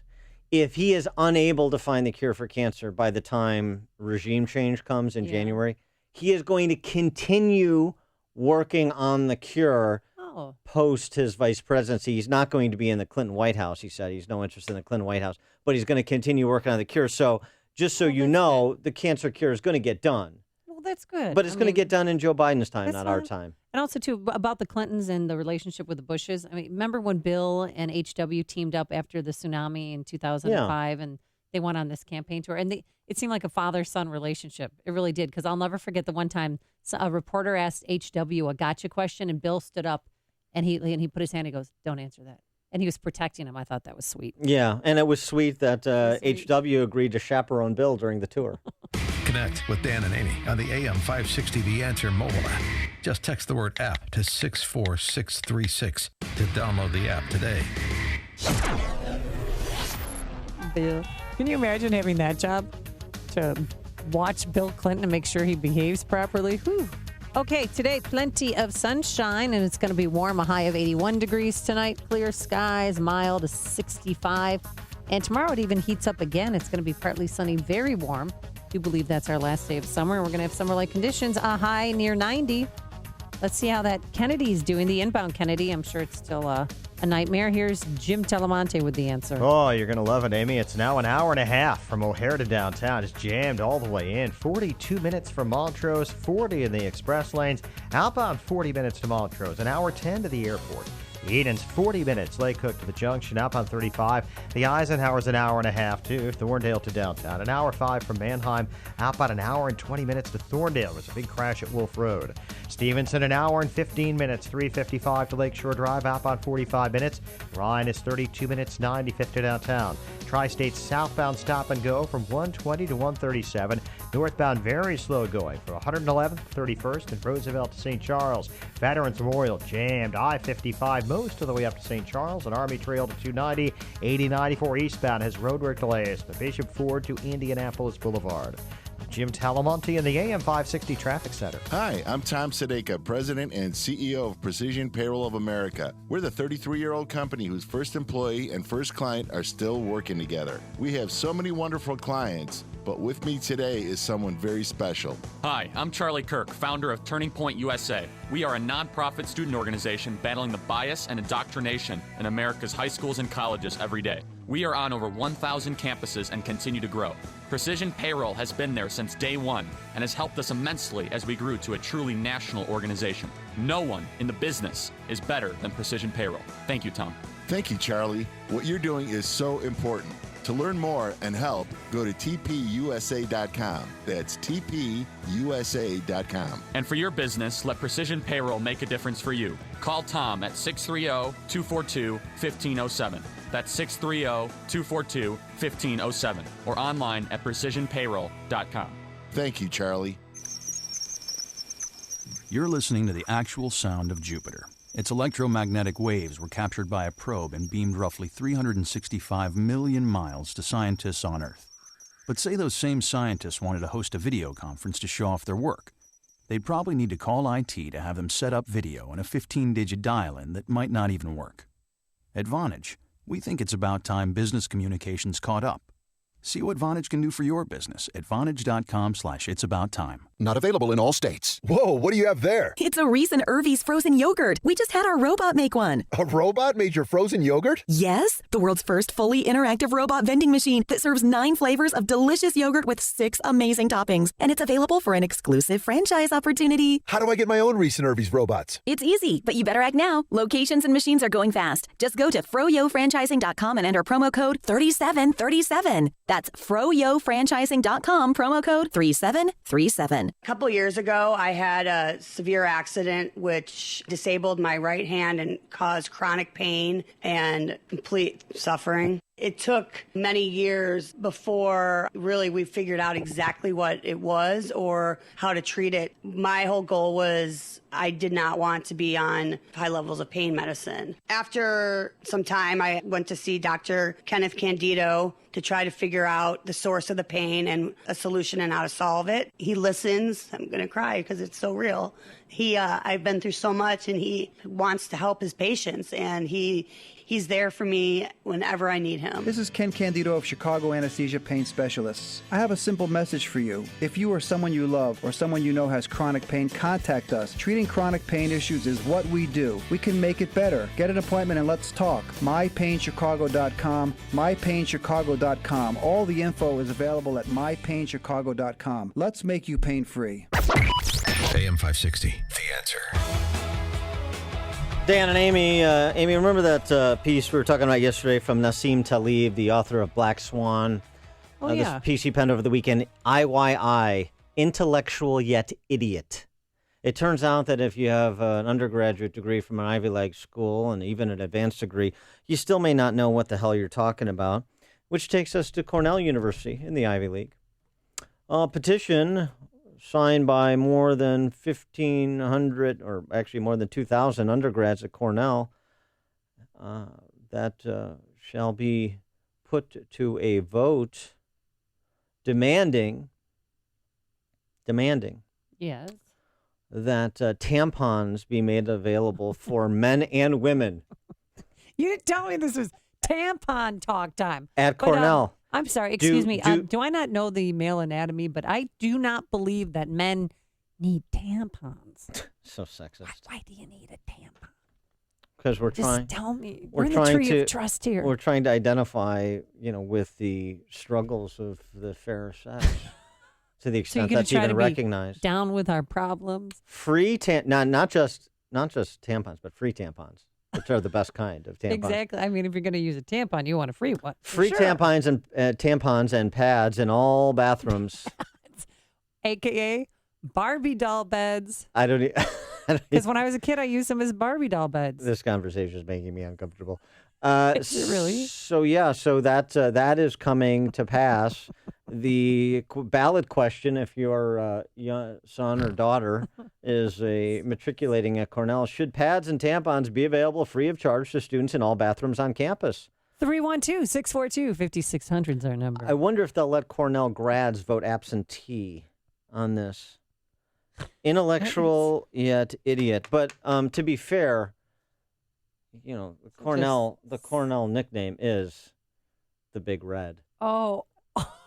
Gross. See Alan West, Michelle Malkin, Dr. Sebastian Gorka, Mike Gallagher, townhall.com political editor Guy Benson, Dan Proft, Amy Jacobson, and Joe Walsh at Freedom Summit Chicago 2016. Tickets are on sale now at freedomsummitchicago.com. I've been taking the Balance of Nature fruits and veggie capsules for many years. What hooked me was something I wasn't expecting.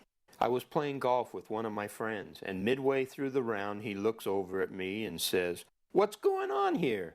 You're killing me. Did you get new clubs or something?" It dawned on me that the only thing I'm doing different is taking Balance of Nature. I've been a 15 handicap golfer for a long time. 3 months after I started taking the fruits and veggies, I started dropping strokes off my handicap. Even my sons noticed I was playing better. I told them, when I started getting enough fruits and veggies in my diet, I felt better. Better concentration, better swing. When you feel better, you play better. Call now to find out how to get your free month's supply of Balance of Nature. Call 800-2468-751 or go online to balanceofnature.com. Use promo code CHICAGO. The clock is ticking. The most important political event of the year comes to Chicago on October 29th. It's Freedom Summit 2016, featuring Lieutenant Colonel Alan West, Michelle Malkin, AM 560's Mike Gallagher, Dan Proft, Amy Jacobson, and Joe Walsh. And just added, Dr. Sebastian Gorka, author of Defeating Jihad. Tickets start at just $39 and are available at freedomsummitchicago.com. That's freedomsummitchicago.com. Sponsored in part by Precision Payroll of America, Automated Systems Incorporated, and by Best Dental Group. Want to know the secret that all those flipping houses gurus won't tell you? That flipping multi-unit properties is easier and more profitable than flipping single-family homes. With over 17 years of experience, we here at RE Metro will show you the art of buying and selling multi-unit properties. Come spend the afternoon or evening with our team of experts, and we will show you how to put $10,000 to $30,000 in your pocket over the next 90 days. This 2-hour class will teach you the art of the multi-unit flip and long-term hold. You'll learn how to buy, hold, and sell multi-unit properties with no money down, no credit, and no risk. You risk nothing but have everything to gain. This intensive 2-hour real estate class is coming to the Chicago area soon. Call 1-800-380-5764 to secure your seat now. This seminar is free for the first 30 people that call. Change your life now and learn the art of the multi-unit flip or long-term hold. Call 1-800-380-5764. 1-800-380-5764. Call now. And now, a moment of objectivism with Yaron Brook and the Ayn Rand Institute. CEO pay is far higher than it was 40 years ago. But is this rising pay deserved? Not according to the critics of inequality. They tell us that no business leader is worth 100 times the lowest paid employee. But the question is, who has the right to decide what constitutes fair pay? The answer is the people cutting the check, the company's owners. The reason shareholders pay CEOs so much is because CEOs matter. The wrong CEO can sink a company. The right CEO can raise a company to great heights. What the inequality critics object to is not that CEOs are getting paid more than they're worth. What they object to is high pay as such. For more, see my forthcoming book with Don Watkins and listen to my show. From the Ayn Rand Institute, I'm Yaron Brook. This has been a moment of objectivism from the Ayn Rand Institute. To learn more, listen to the Yaron Brook Show, Saturdays at 4 on AM 560, and visit ARIradio.com. Why are Ayn Rand's ideas so compelling? Her worldview, her philosophy, expressed dramatically in her novels Atlas Shrugged and The Fountainhead, embodies the ideals stated by the Founding Fathers in the Declaration of Independence and sets forth the requirements necessary to achieve a flourishing life. She called her philosophy objectivism and said it was a philosophy for living on Earth. Today, decades after her death, objectivism continues to stir debate and inspire passion for the spirit of individualism and the enduring American dream. This is Andy Bizup with another great reason to choose Midwest Performance Cars over the dealer for maintenance and repair of your European car. Reason number 4, our expertise. We send our technicians to the best training available for European vehicle service and repair. Whether Porsche, BMW, Mercedes, Audi, or Volkswagen, from brand new to vintage classic, our techs are equipped with the knowledge to expertly maintain and repair your vehicle. Call us today at 312-432-9492 or book online at MidwestPerformanceCars.com. Coming up on Chicago's Morning Answer, we'll talk Trump's counterterrorism strategy with Pete Huckstra, former Michigan congressman and Trump national security advisor at 8:08. Don't miss it. But first, quickly into the newsroom we go. Here is Mike Scott. Amy and Dan, here are the stories we're watching this morning. Mayor Emanuel pushes back a speech on public safety. We'll tell you why. Loyola's Lakeshore campus sees another sexual attack. Bears lose to the Eagles. Cubs strike late to sink the Reds. Sox take on the Phillies. A sunny to partly cloudy day ahead. Your forecast after Fox. WIND Chicago News Time is 8 o'clock. Fox News Radio. I'm Dave Anthony. He's the guy who found the suspected terrorist. Harry Bain says he saw Ahmad Khan Rahami sleeping outside his Linden, New Jersey bar and told his friend, he looks exactly like the guy on the computer. Look, I showed him. He said, yes. Bain's called police, which led to the shootout that has Rahami in a hospital under armed guard. Charged so far with attempted murder of police officers. Terror charges for Saturday's bombings in New Jersey and New York expected later. This, as we learned, Rahami traveled not only to Afghanistan, but Pakistan, where he may have received training at terrorist camps there, raising more questions about why he wasn't questioned further when he arrived back in the United States by U.S. immigration officials. Facebook post from his brother raising questions about whether there were perhaps dots the FBI should have connected before Rahami allegedly turned violent. That's Fox's Leland Vittert outside the hospital. Tulsa, Oklahoma's mayor is promising a complete and thorough investigation into Friday's police shooting that killed an unarmed black man. Fox's Evan Brown has more live. Dave, video shows what appears to be a police officer in Tulsa shooting a black man with his hands up. Here's the recording from police radio. Shots fired! Ooh. 321, we have shots fired. We have one suspect down. The unarmed man killed was 40-year-old Terrence Crutcher. He is seen on many video recordings with his hands up when approached by an officer during a traffic stop. Dewey Bartlett is Tulsa's mayor. This city will be transparent. This city will not cover up. And the Justice Department will now investigate, Dave. Eben, the Red Cross has increased the number of people killed in an airstrike on a humanitarian convoy in Syria from 12 to 20. The UN suspended all aid to Syria as both the Russians and Syrians deny they launched the airstrike. Secretary of State Kerry is holding talks this morning with Russia's foreign minister at the UN. President Obama will address world leaders next hour in New York. Fox News Radio, fair and balanced. In Chicago, we have sunshine, 67 degrees at 8:02 on AM 560. The Answer. Good morning. I'm Mike Scott, a former Illinois National Guard soldier and his cousin, scheduled to be sentenced today for plotting to attack a U.S. military facility. 23-year-old Hassan Edmonds pleaded guilty last year to conspiring to provide material support to a foreign terror organization. His cousin, 30-year-old Jonas, pleaded guilty to similar charges. Prosecutors are seeking a 30-year sentence for Hassan, a 21-year prison term for Jonas Edmonds. No one hurt following a large fire at a pallet factory on Chicago's west side near Damon and Grand. Cause under investigation. Loyola University's Lakeshore campus has now seen 3 sexual attacks, 2 in the same month on the same block. The latest incident took place Sunday night around 10:30 near a dorm in the 6300 block of North Winthrop. So far, no one's been caught in both incidents this month.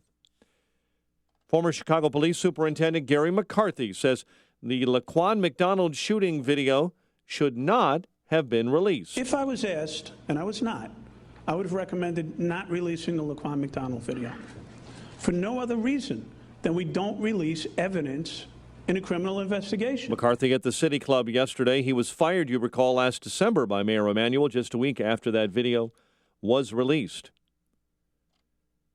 Philly beat the Bears 29-14 on Monday Night Football last night. KC over the White Sox 8-3. Cubs topped Cincinnati 5-2. The news, a service of Accountemps. Do you know what you should be making? Visit accountemps.com/salary center to see salaries for more than 400 accounting and finance salaries where you live. It's your go-to source for accounting and finance salary information. Accountemps, a Robert Half company. 8:03 time for the AM 560 Business Beat. From the Fox Business Network, a service of Turnkey.pro, here's Ginny Casola. From the Fox Business Network, travel to Paris declined after the terror attacks in the country, and now the airline Air France-KLM is predicting the number of long-haul passengers it will fly to and from France will continue to decline for the rest of the year. Accor hotels in Paris's main museums are reporting fewer tourists over the summer. But Deutsche Lufthansa and Air China have a new partnership. The two will expand code sharing and will coordinate schedules and pricing. The deal is aimed at boosting profits on routes between China and Europe. The Transportation Department is releasing guidelines for driverless cars today.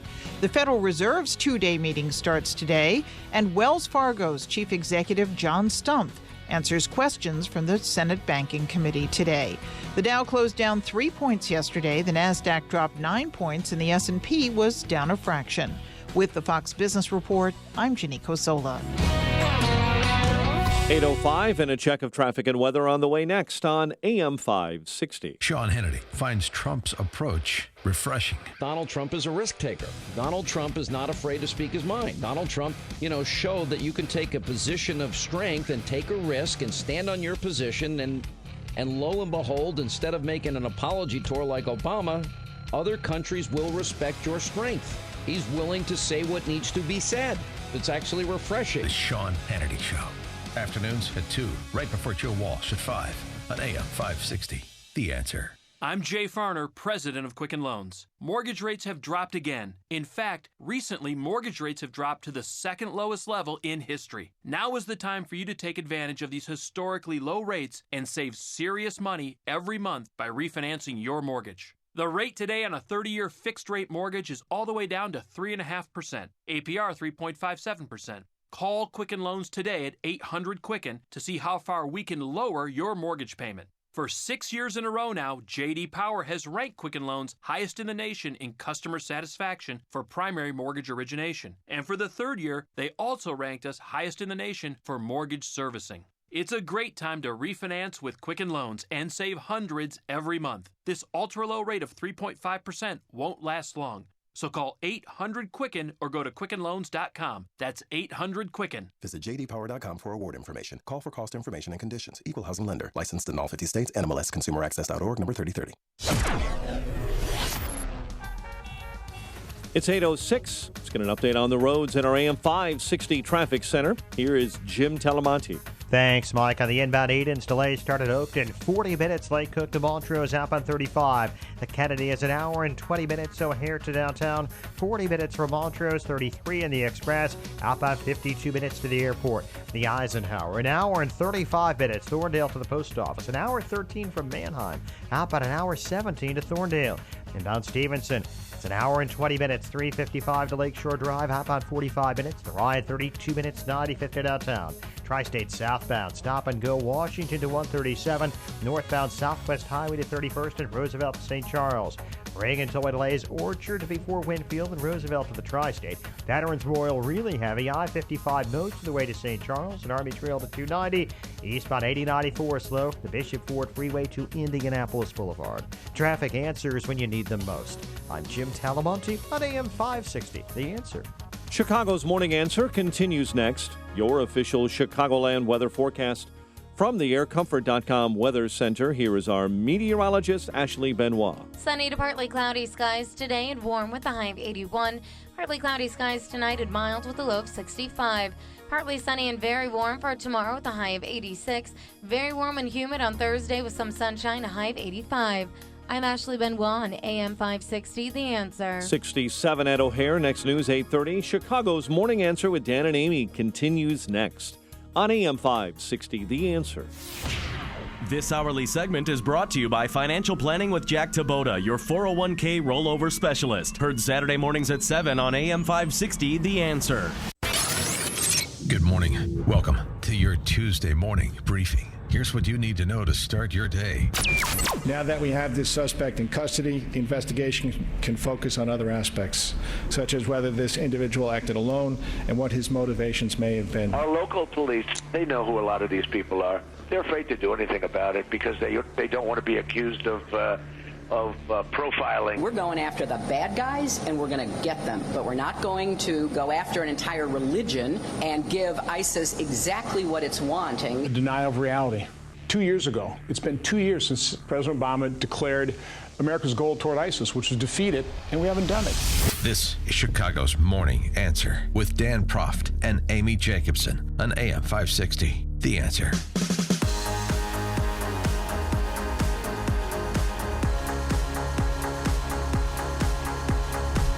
Good morning, Dan and Amy. Well, President Obama weighed in yesterday on the terrorist attacks, and, he had this to say, and I guess it's probably more important than what he didn't say. We've seen what was apparently a pipe bomb go off in New Jersey, in Seaside Park, where it could have seriously injured our U.S. Marines and spectators who were there for a race.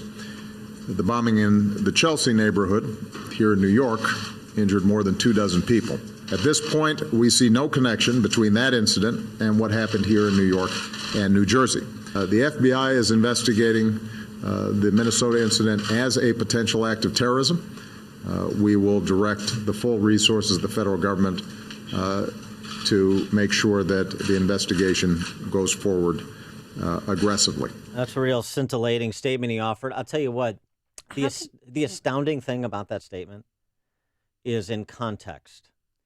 He is unwilling to call these acts of terrorism, possible act of terrorism in St. Cloud, invoking Allah, asking one of the stabbing victims if they're Muslim. Possible. He just charged me with the knife and he said, "Are you a Muslim? Are you a Muslim?" But how do you even respond to that? Like when somebody has a knife like a foot from your face. And that man survived. He was stabbed, President but Obama, was asked a question. And President Obama's response would be, well, we're going to have law enforcement look into it. We'll get back to you with an answer. The hero officer said he was praising Allah the whole time while stabbing people, too. But it's possible terrorism. And even New York Mayor de Blasio, who would only say the bombs were intentional acts, thank you for that, over the weekend. Even he yesterday had to come to the realization and offer that clearly the evidence suggests these were acts of terrorism and the perpetrator a terrorist, and also open the door to, an international connection that neither he nor New York Governor Andrew Cuomo wanted to open over the weekend. Now that door's open, but not for the President of the United States. He is more passive, more effete, weaker than the hardest left elected official in the country, arguably, Mayor de Blasio. The biggest Islamic terrorist apologist on the Eastern Seaboard in Mayor de Blasio. President Obama, weaker than that. President Obama, a bigger apologist. And he has stiff competition. It's from Hillary Clinton, who he demands people vote for, and that demand is falling increasingly on deaf ears. It's interesting, particularly among minority voters, with Trump's numbers among black voters, among Latino voters, even among millennials that are souring on Clinton. But she basically said, look, it's all Trump's fault. Hillary did. Secondly, we know that Donald Trump's comments have been used online for recruitment of terrorists. So that's something she said before, and she's trotting it out again. And I think it will be about as effective now as it has been to this point in the campaign. Speaking of the campaign, we're pleased to now be joined by Pete Hoekstra. He was an 18-year congressman from Michigan, 2nd Congressional District in Michigan. During his time in the House, he served on the Select Committee on Intelligence, including as its chairman. He is now a senior fellow with the Investigative Project on Terrorism and also a Trump campaign surrogate on national security. Congressman Hoekstra, thanks so much for joining us. Appreciate it. Hey, good to be with you this morning. Thank you. So what was your reaction to the reactions from Hillary Clinton and President Obama yesterday? Well, I mean, you were talking also about the mayor of New York, de Blasio. Number one, it's just very interesting and frustrating to listen to the linguistic gymnastics that they go through over the weekend to do everything but say this is a radical jihadist terrorist attack, an intentional explosion. Well, thank you, Mayor. That is really, really enlightening. Right. Then the description from, the president. And then Hillary Clinton saying, well, this is Donald Trump's fault. Does that remind us of anything? Sure. It reminds us of Benghazi when she said, well, it's really not the Muslims' fault or the people who killed our ambassador and 3 other Americans in Benghazi. Really it's our fault because we had a filmmaker in Los Angeles who put out this terrible video, and that's why they're angry at us. So don't look at them. We need to look at ourselves, and it's time to say, no, these people hate us, and the sooner we recognize that fact, and until we recognize that fact, we will not be able to contain, confront, and ultimately defeat this enemy. America's looking for leadership. Well, what do you think is the underlying reason why they won't come out and say what it is and call it what it is, terrorism and a terrorist attack? I mean, they're accountable for that. I can't explain it, and this is why she's failing so miserably at the polls because the American people look at this, they look at what's going on in St. Cloud, and let's say, okay, a guy with a knife asking people if they're Muslim, yelling Allah Akbar, and then stabbing 8, 9 people. That kind of looks like a radical jihadist attack to me. I wonder why our leadership can't say that. And remember, this whole narrative goes against what Hillary and Barack Obama believe. They believe that much of the problem that we see in the Middle East and the problem that we see with radical jihadists is the fault of American behavior and American policy. Beginning in 2009, they decided to engage with the Muslim Brotherhood. They overthrew Mubarak, they overthrew Gaddafi, and they thought that this would bring reform, democracy, and prosperity to the Middle East. They were dead wrong. We're paying the price for it today, but they really think it's more of our problem than it is theirs, and if we change our behavior, they will change their behavior. Radical jihadists will not change their behavior. Well, and Josh Earnest, flacking for the regime, said yesterday, it's mainly a narrative challenge. And while, propaganda, the language we use, the way we explain issues to generate support, to define our opposition, that's important. But the idea of saying it's mainly, the main thrust of this is narrative, a competition of narratives, seems to me a little Pollyannish. Oh, absolutely. I mean, tell that to the religious minorities, the Christians, the Yazidis, and the Jewish folks, whatever are left in the Middle East, and the horror that they've faced over the last 4 or 5 years. Tell that to the people of Syria, of Libya, and Egypt, those who died in Brussels or in Nice or in Orlando. This is really just about narrative, and if we get the narrative right, everything will be just fine. No, these are bloodthirsty killers. They go after, Americans. They go after Europeans. They go after Christians. They go after Jews. They go after Muslims. No one is safe from these folks. Knowing what you know about the Taliban, recently he was in Pakistan. His wife was there, but he was in the Taliban area the Chelsea of Pakistan. bomber. Yeah, the Chelsea bomber. Yep. Do you think his father, who traveled with him there, was involved? And if they lived in such close quarters, how could he not have known about his son's plans, sinister plans? Yeah, I think, we'll see how much information comes out in the next couple of days, but it appears that, I think it may have been his brother who put some radical jihadist posts up on his Facebook or tweeted some of those types of things. You have to believe that the family or some of the family knew, maybe not of the specific intentions of what he was going to do, but that he was approaching and had become radicalized, and that, it should have been brought to the attention of the authorities. And is it normal that the Taliban hasn't claimed responsibility for it yet?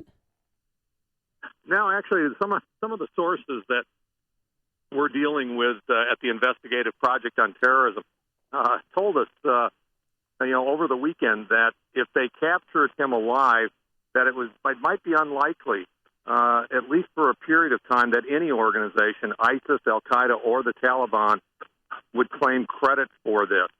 Not sure exactly why, but we've received that information 48 hours ago. Don't expect a claim for credit if he's captured alive. We're talking to Pete Hoekstra. He's a senior fellow with the Investigative Project on Terrorism that he was just referencing. I also, you spoke about linguistic gymnastics, also the offering that Hillary Clinton provided again yesterday, and President Obama has done this as well as many on the left. This idea that, we being those who are not of the left, are trying to launch a war against the religion of Islam. And we have to remember that there's peaceful pluralist Muslims, and it's a small percentage of Muslims that are violent jihadists and so on and so forth. All these arguments that we concede.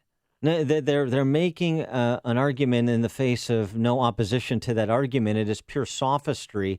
And it just speaks to me to the unwillingness, as Ron Johnson said yesterday, Senator Ron Johnson from Wisconsin said yesterday, to deny reality. In their minds, it must be for some sort of political gain.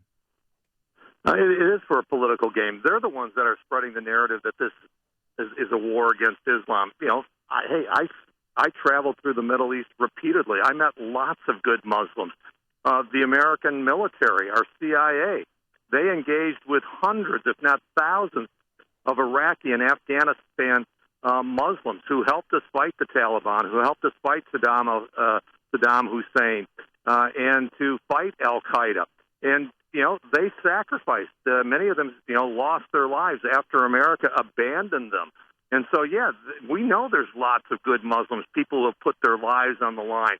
We know that there's Muslims that, that are fighting these folks each and every day, and that they make up a large number of the victims.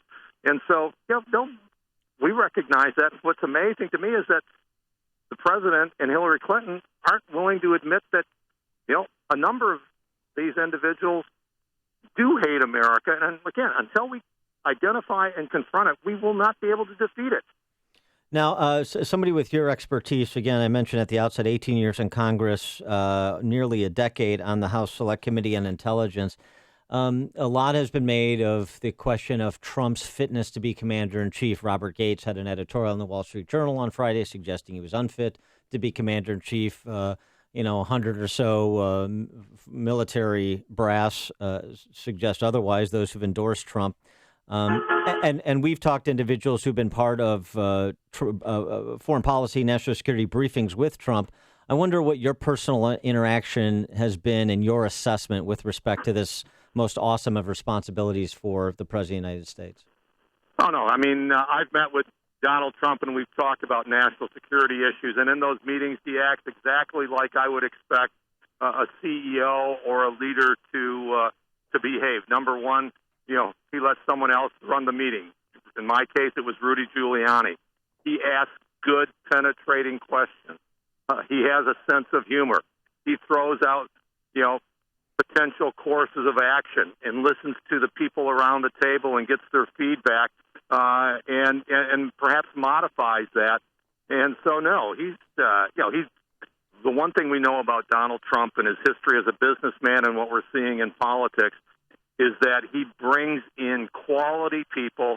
He knows how to get the best out of them. He learns from them. He's asking questions constantly because he wants to make sure that he understands what's going on and that he's getting all of the information that his experts, that they have gathered through their years of experience. Of course, this individual is qualified to be president. He's got the tone, the temperament, the knowledge, the experience to lead in situations like this and work through the problems and get to the core of the issue and decide what needs to be done. All right. He is Pete Hoekstra, former Michigan congressman from Michigan's 2nd Congressional District, and now a senior fellow with the Investigative Project on Terrorism. Congressman Hoekstra, thanks so much for joining us. Appreciate it. Hey, great being with you. Thank you. And he joined us on our turnkey.pro answer line. See Alan West, Michelle Malkin, Dr. Sebastian Gorka, Mike Gallagher, townhall.com political editor Guy Benson, Dan Proft, Amy Jacobson, and Joe Walsh at Freedom Summit Chicago 2016. Tickets are on sale now at freedomsummitchicago.com. Coming up next, the woman who found the second bomb in Chelsea neighborhood in New York. But first, here's your forecast. Plenty of sunshine today. Warm conditions, a high of 81, just a gorgeous day. Then tonight, mild, a low of 65. And for tomorrow, things are really going to heat up around here. It's going to be sunny and a high near 90 degrees. Let's get those travel times, Jim Telemonte. Anything refreshing to tell us? Well, things are slowly getting a little better. The Kennedy was an hour and a half. Now it's a mere hour and 20 minutes from O'Hare to downtown. Express lanes will save you 5 or 6 minutes. Outbound 52 minutes from downtown to O'Hare. Eden's jammed Oakton to Wilson with a stall in the left lane. It's 40 minutes. Lake Cook to Montrose, outbound 43. The Eisenhower, an hour and 25 minutes. Thorndale to Falloop, outbound an hour 10. Stevenson, an hour and 20 minutes. 355 to Lakeshore Drive, outbound 48 minutes. The Ryan is 32 minutes. 95th to downtown. Toys are loosening up a bit. Still slow on the southbound Tri-State, 21 to 176. And northbound Southwest Highway to 31st and Roosevelt to North Avenue. Veterans Memorial still jammed. I-55 to the Reagan Tollway and Army Trail to 290. Jim Talamonte in the AM 560 Traffic Center. History teaches us that America, the West, won the Cold War. The Soviet Union collapsed and millions were liberated from behind the Iron Curtain. But that's not how the Russians see it.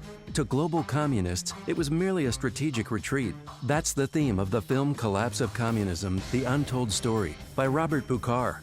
Join him to screen and discuss the film at a special free event hosted by the Heartland Institute in Arlington Heights. Buchar himself, a defector from Czechoslovakia, interviewed dozens of prominent defectors from the Soviet Union, former KGB agents, historians, and former Secretary of Defense Robert Gates to uncover the true story of how and why the Soviet Union fell. Global communism may be a shadow of its former self, but it's not dead, and neither is the desire of Russia to dominate the lives of others. Learn more at this free event at the Heartland Institute Wednesday, September 28th. Go to heartland.org to register or call 312-377-4000. That's 312-377-4000. Hey, you've heard how Automated Systems excels at assisting companies with systems integration and FDA compliance, but they're also a staffing leader. They supply handpicked elite leadership, subject matter experts, and proven technical professionals in engineering, quality control, and FDA compliance to support the life sciences field in executing mission-critical projects. ASI provides highly specialized pros to deliver projects on time and budget. Don't pay a lot more to a big consulting firm, and don't trust the big temp agencies to supply the talent you need. Call Laz, my friend Laz at Automated Systems, when failure isn't an option. ASI is retained by all of Chicagoland's Fortune 500 life sciences companies, from big pharma to startups, and excel through a culture of excellence in execution. For a staffing, compliance, or automation evaluation, call Laz now at Automated Systems at 844-HIRE-ASI or visit AutomatedSYS.com. That's 844-HIRE-ASI or AutomatedSYS.com. AM 560, The Answer. Don't miss Freedom Summit Chicago 2016, October 29th in Itasca. Tickets are on sale now at freedomsummitchicago.com. Dan and Amy show a woman who found the second bomb in Chelsea. Yeah, she's photographer Jane Schreimbaum, and she said she spotted an odd-looking cooking pot outside her New York City's Chelsea neighborhood apartment Saturday night. She first thought it was old garbage and that's something a kid had made, so she ignored it at first. And then she was walking a few blocks over to her friend's house at 23rd Street, and that's where the bomb had gone off, and 29 people were injured. So she thought, the famous slogan, if you see something, say something. So she walked back and looked at it, and it was, half in a garbage bag, and there was a note next to it. She took that picture and called police, and they came. They said it was a high priority. They came right away, and as soon as they saw it on the sidewalk, they said, get out of here, get off the block, run as fast as you can. So she did, and then they evacuated the building, and then, what happened, and thank God it didn't detonate. But she said it looked as if it was something a kid had made. And it's so weird because he had left this note. Police are releasing this information that Rahami left a note praising the Boston bombers for their work. And his fingerprint was on that cell phone, too. So, it's almost as if he wanted to get caught. And who would read that note anyway, even if the bomb went off? There'd be no note left. So, I mean, it ended with a shootout in that bar, outside the bar, but still. Right, and President Obama is unwilling to call any of that terrorism, although he is considering posting an unfavorable Yelp review of First American Fried Chicken, the family restaurant in Elizabeth, New Jersey. Yeah, but so also, that could be devastating for business. And this isn't a terrorist attack. I mean, look what's happening. The FBI releasing the information this morning that Rahmani's wife has gone back to Pakistan. She went back 2 days before the bombing. So, of course, she knew what was going on. They're talking to officials there trying to find her. And United Arab Emirates, they're talking to them as well. We also hear from, I guess, a high school sweetheart who he fathered a child with, a daughter. Yeah, who said deadbeat dad, but also even, that's important, but more importantly, as it pertains to this case, anti-American, despised American culture. This is what she's saying. So this goes back a little bit longer than just even his trips to Afghanistan and Pakistan over the last decade, or it certainly is concurrent with them. So in terms of what should have been known about this naturalized Afghani Well, they said American. he was, every time he came back from Afghanistan and Pakistan, they said he went through 2 rounds of questioning, but there was still no red flag. He was not on the radar at all. Right, and so that's somebody that we have some background and information about. Now consider, as we talked to Dr. Zuhdi Jasser early in the show, the percentage of Syrian refugees who've been identified as having some sympathies towards ISIS that are coming into this country where we have no capacity to vet them. Now contemplate that. This is the morning show more Chicago radio listeners are choosing. This is Chicago's Morning Answer on AM 560. The Answer. Hi, I'm Mary Beth. I had a failed root canal, and it was causing me pain. Dr. Neruzzi took care of my tooth, and I got my implant, and then I had another after that fail, and he did that one as well. Places they'll tell you, just, get the implant the day you get your tooth extracted. We'll do it all in one day. And he believes you do it all the right way, and he knows what he's doing, and he has an eye for detail that other dentists or periodontists do not have. There's no surprises because it's scary as it is, but he made it really, really comfortable. They're very accommodating to people that cannot afford to have it done. I would recommend Dr. Neruzzi to anybody, and I have given Dr. Neruzzi referrals, and I would refer him to anybody that's missing teeth. This is Dr. Neruzzi. I personally guarantee your happiness with your implants. Go to implantsforme.com. For missing teeth, dental implants are wonderful. The advantages are fantastic. Just remember, implantsforme.com. Implantsforme.com. Want to know the secret that all those flipping houses gurus won't tell you? That flipping multi-unit properties is easier and more profitable than flipping single-family homes. With over 17 years of experience, we here at RE Mentor will show you the art of buying and selling multi-unit properties. Come spend the afternoon or evening with our team of experts, and we will show you how to put $10,000 to $30,000 in your pocket over the next 90 days. This 2-hour class will teach you the art of the multi-unit flip and long-term hold. You'll learn how to buy, hold, and sell multi-unit properties with no money down, no credit, and no risk. You risk nothing but have everything to gain. This intensive 2-hour real estate class is coming to the Chicago area soon. Call 1-800-380-5764 to secure your seat now. This seminar is free for the first 30 people that call. Change your life now and learn the art of the multi-unit flip or long-term hold. Call 1-800-380-5764. 1-800-380-5764. Call now. AM 560. The Answer. Coming up on Chicago's Morning Answer. We're going to talk to author and Bond Leadership Academy founder, the Reverend Jesse Lee Peterson at 8:38. He's got a response to President Obama's speech before the Congressional Black Caucus over the weekend. And then later, how much would you spend on your family pet to save it? But first, into the newsroom we go. Here is Mike Scott. 67 degrees, sunshine. The International Committee of the Red Cross says last night's strike on a Syrian aid convoy killed 20 civilians as they were unloading trucks carrying humanitarian aid. Wells Fargo CEO John Stump testifies before Congress today regarding the recent scandal about the company's business practices.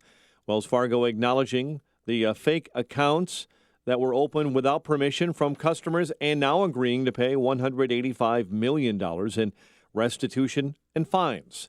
The man accused of planting bombs in New York and New Jersey still in the hospital. Fox's Leland Vittert has more from Newark, New Jersey. This morning, the FBI also still looking into more questions. Did Rahami have any help? Perhaps did he have someone drive him to go help plant these bombs in various places a couple of hours apart from each other? Was he directed by a foreign terrorist organization? So they're going to start looking at his cell phones and those kinds of things. And also, where did he learn exactly how to make these different bombs, and where did he get the components to do it? Fox's Leland Vittert, Ahmad Rahami, is being held on more than $5 million bail. Alabama Governor Robert Bentley this morning says gas prices in his state have gone up 20 cents after a pipeline leak, but so far, Bentley says it's not gouging. President Obama addresses the UN General Assembly for the last time before he leaves office. Obama's Deputy National Security Advisor, Ben Rhodes, says the president will apply what we have done that's worked in the last 8 years as a template on how to deal with other world crises. False alarm. Philippine officials say airport officials in Manila mobilized security forces and isolated a Saudi Arabian Airlines jet that sent a distress call. It was a mistake. Member of the flight crew mistakenly pressed a hijack warning button. Former Illinois National Guard soldier and his cousin are scheduled to be sentenced for plotting to attack a Joliet military facility today. And no one hurt following a large pallet fire on Chicago's west side at a factory near Damon and Grand. Chicago sports. Philadelphia dropped the Bears on Monday Night Football 29-14. Kansas City beat the White Sox. Cubs over the Reds 5-2. The news surface of Staples. Staples has low prices on everything in the office that you use most, and right now is a great time to stock up and save. With the Buy More, Save More event happening now at Staples stores, the more you buy, the more you save on everything your office needs. Staples, make more happen. 8:35 and a check of traffic and weather on the way next on AM 560. Mike Gallagher sees a spiral in the Clinton campaign. Let me allow you to fully embrace how bad things are right now for the Clinton campaign with tightening polls, how good things are going for Donald Trump. It has turned in a major way. Donald Trump, once again, all of us who've raised concerns about Hillary Clinton's health are being vindicated. The Mike Gallagher Show, weekdays at 9, right before Dennis Prager at 11 on AM 560. The Answer. Remodel your kitchen with Galaxy. Buy one cabinet and get one free with free financing and design services. Call 773-783-8300. Hiring people is probably the worst part of my job. It's such a hassle, the searching, the sorting through resumes. Most people don't have the right experience. We started using ZipRecruiter about 3 months ago. Right from the start, you could tell it was going to make hiring a lot easier. One click and my job was posted to 100+ job boards, all the top sites. All of the candidates came to my dashboard, and it's easy to compare them. Thumbs up if I liked them, thumbs down if I didn't. No emails and attachments, printing up docs, phone calls, none of that. And I couldn't believe the number of great applicants we got. I had the person we needed within 1 week. I don't know how we hired before ZipRecruiter. Whether you're looking to fill one position or 20, find the best candidates with ZipRecruiter, where your job is just one click away from 100+ job sites. ZipRecruiter, the fastest way to hire. And right now you can try ZipRecruiter free. Just go to ZipRecruiter.com/work. That's ZipRecruiter.com/work. ZipRecruiter.com/work. Hi, I'm Lex, CEO of Balance of Nature. At Balance of Nature, we believe in real communication. Whether you call into the office or hear a success story on the radio, you can be sure it's real, unsolicited, and unscripted conversation. I'm always telling people to buy your product. They're wonderful, absolutely wonderful. I love the product. Thank God for Balance of Nature. You know what, I just feel as if out of everything out there, it just makes the most sense. I really enjoy the product. I find them just wonderful. I love it. It's definitely a good product, no question about it. I love the Balance of Nature. It's really good. I really like it. Your product is phenomenal. Good health is only a phone call away. What are you waiting for? Don't miss your opportunity to get a free month supply of Balance of Nature. Call 1-800-2468-751. That's 1-800-2468-751. Or go online to balanceofnature.com. Use promo code CHICAGO. 8:37. Check the roads. AM 560 Traffic Center with Jim Talamonte.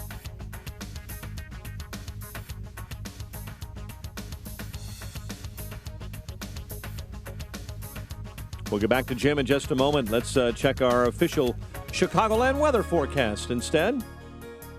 Sunny to partly cloudy and warm today. Will top out near 81 degrees. Partly cloudy and mild, 65 overnight. Partly sunny, very warm, 86 tomorrow. 67 at O'Hare. And let's get that quick update with Jim in the AM 560 Traffic Center. Jim? Thanks, Mike. Sorry about that. The Kennedy is getting a little better. An hour and 8 minutes. O'Hare to downtown, outbound 50. The Eden's 35 minutes. Lake Hook to the junction, outbound 43. The Ike, an hour and a half. Thorndale to downtown. It's a full hour outbound. The Stevenson, an hour and 20 minutes. 355 to Lakeshore Drive. The Ryan, 32 minutes. 95 to downtown. Tollways have some delays. They're breaking up. Northwest Indiana's now clear. And that's traffic on AM 560, The Answer.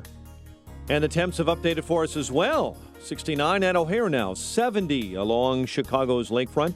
Your next news update at 9. Chicago's Morning Answer with Dan and Amy continues next. AM 560, The Answer. This hourly segment is brought to you by Innovative Networks. Communication, technology, and reliability for Chicagoland business. Online at go4inet.com. Hey, Joe Walsh here. Listen to Freedom any time of any day. Go to walshfreedom.com/podcast. Freedom returns at 5.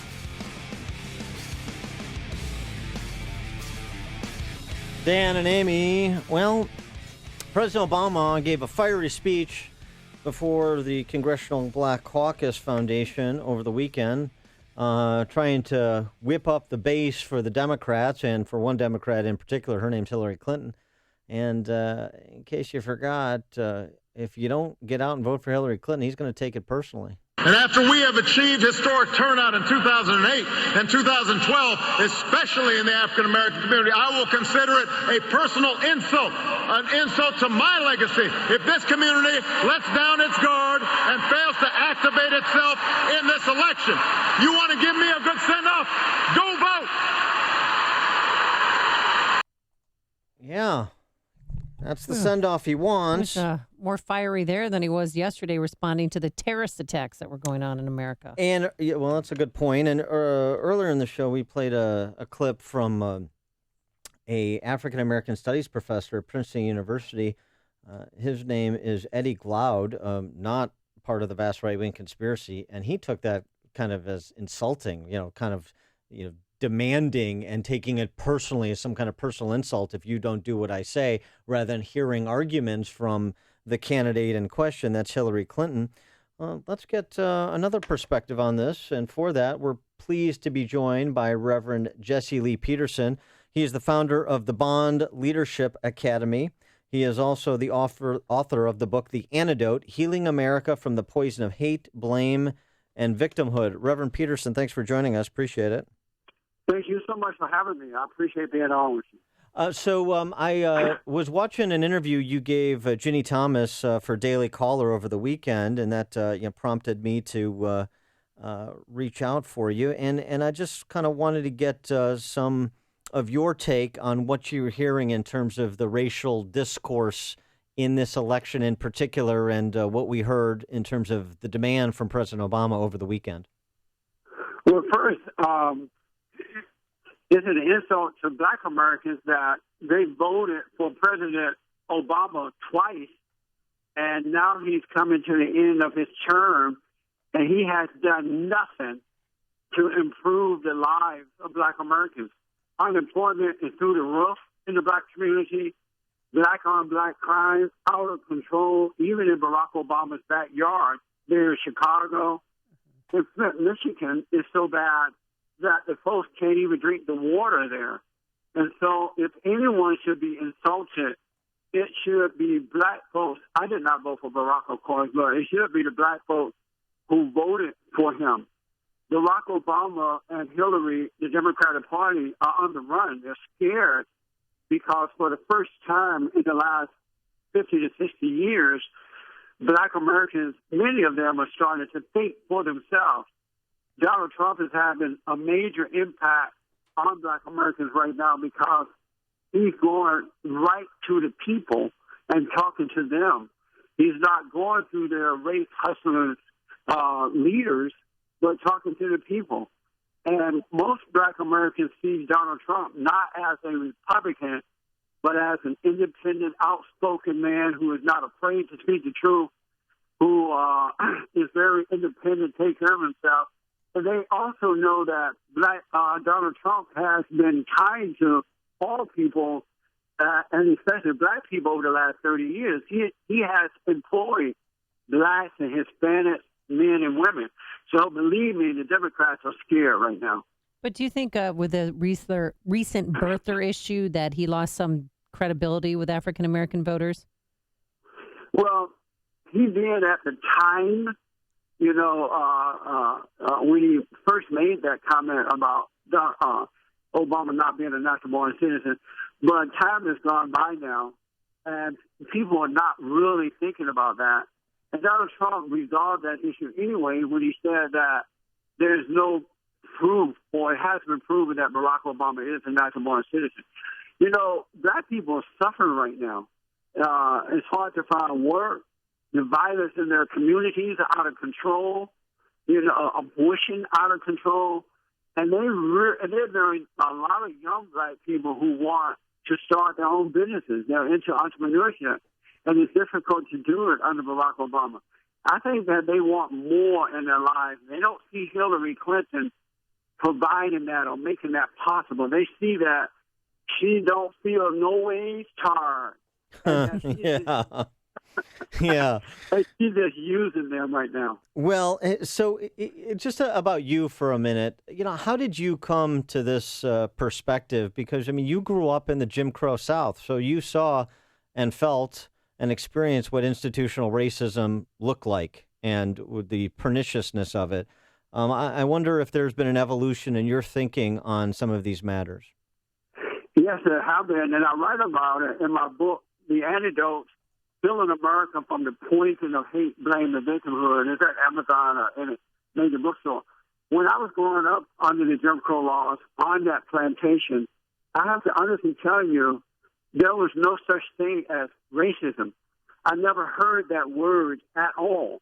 It was only after the Civil Rights Movement started, and they made up that word racism in order to intimidate white people and to keep blacks angry in order to use them for personal gain and power. It's like when you go to church now, the average Christian is not being told how to become a child of God. The Bible is being used against them in order to gain personal wealth and power. The black so-called leadership have lied to black Americans, and they have said that your anger is due to the so-called racism. But it's not due to that. It's due to the failing of the parents. Black fathers and mothers and grandmothers have failed their children and caused them to become angry. And rather than telling their kids they need to forgive their parents, they tell them that it's racism. And so when I was growing up, we were told not to hate anybody, that there was good and bad in all races. You find good white folks and bad white folks, good black folks and bad black people. And if we treated people the way we would like to be treated, then and work hard and save our money, buy land. During those days, it was really told that we should own land, because when you own land, you're going to always have some money in your pocket, right? Mm-hmm. And so we were not told to hate. That only came about when the so-called Civil Rights Movement started. And my great-grandfather was killed by white plantation owners who was mad at him because he hired a black man that they fired, and they told him not to hire this guy. My great-grandfather said, no, I'm going to hire him. They came one night and killed him in his bed. And yet my grandmother and grandfather never taught us to hate. They taught us to love and treat people the way we would like to be treated. And as a result, black Americans were of high moral standard. The family was tight. That no longer exists right now because blacks are suffering not due to so-called racism. That doesn't exist. They're suffering due to the destruction of the family and the lack of moral character. So, Reverend Jesse Lee Peterson, how long have you been a Republican? Were you ever a Democrat and then you switched parties? I was born a Baptist and a Democrat. But I became a Republican about 28 years ago when I started to ask questions. When I really started to look at things, and I wondered why is it that if white people are holding me back, and I'm black, why is it that they're not holding Jesse Jackson and his family back? They have a father and a mother in the home. They're getting the best education, best jobs. The same thing with Louis Farrakhan and many other black preachers who was teaching hatred from the pulpit. And when I asked questions, I began to realize that blacks were deliberately being kept down by their false leaders, and that the Democratic Party did not care about black people at all, that they were using us in order to gain power and wealth. And so I dropped my anger, and I had picked up once I moved out here to L.A. and listening to the lies from the black preachers and the black politicians. And that's when I realized that as a Christian, I could no longer identify with the Democratic platform, because the Democratic platform is about hatred, abortions, same-sex. Well, at the time, they didn't have same-sex marriage, but homosexuality. And I could not vote for a platform as a Christian that went against everything that God was about. So I looked at the Republican platform because at the time I knew no Republicans, and I can identify with the platform of the Republican Party: freedom, self-reliant, Constitution. So I became a Republican at the time. All right. He is the Reverend Jesse Lee Peterson. He's the founder of the Bond Leadership Academy, the book, The Antidote, Healing America from the Poison of Hate, Blame, and Victimhood. Reverend Peterson, thanks so much for joining us. Appreciate it. Thank you guys for having me on, and I really appreciate you helping me get the truth out there. We'll talk to you again soon. Thanks for your time. Okay. And he joined us on our turnkey.pro answer line.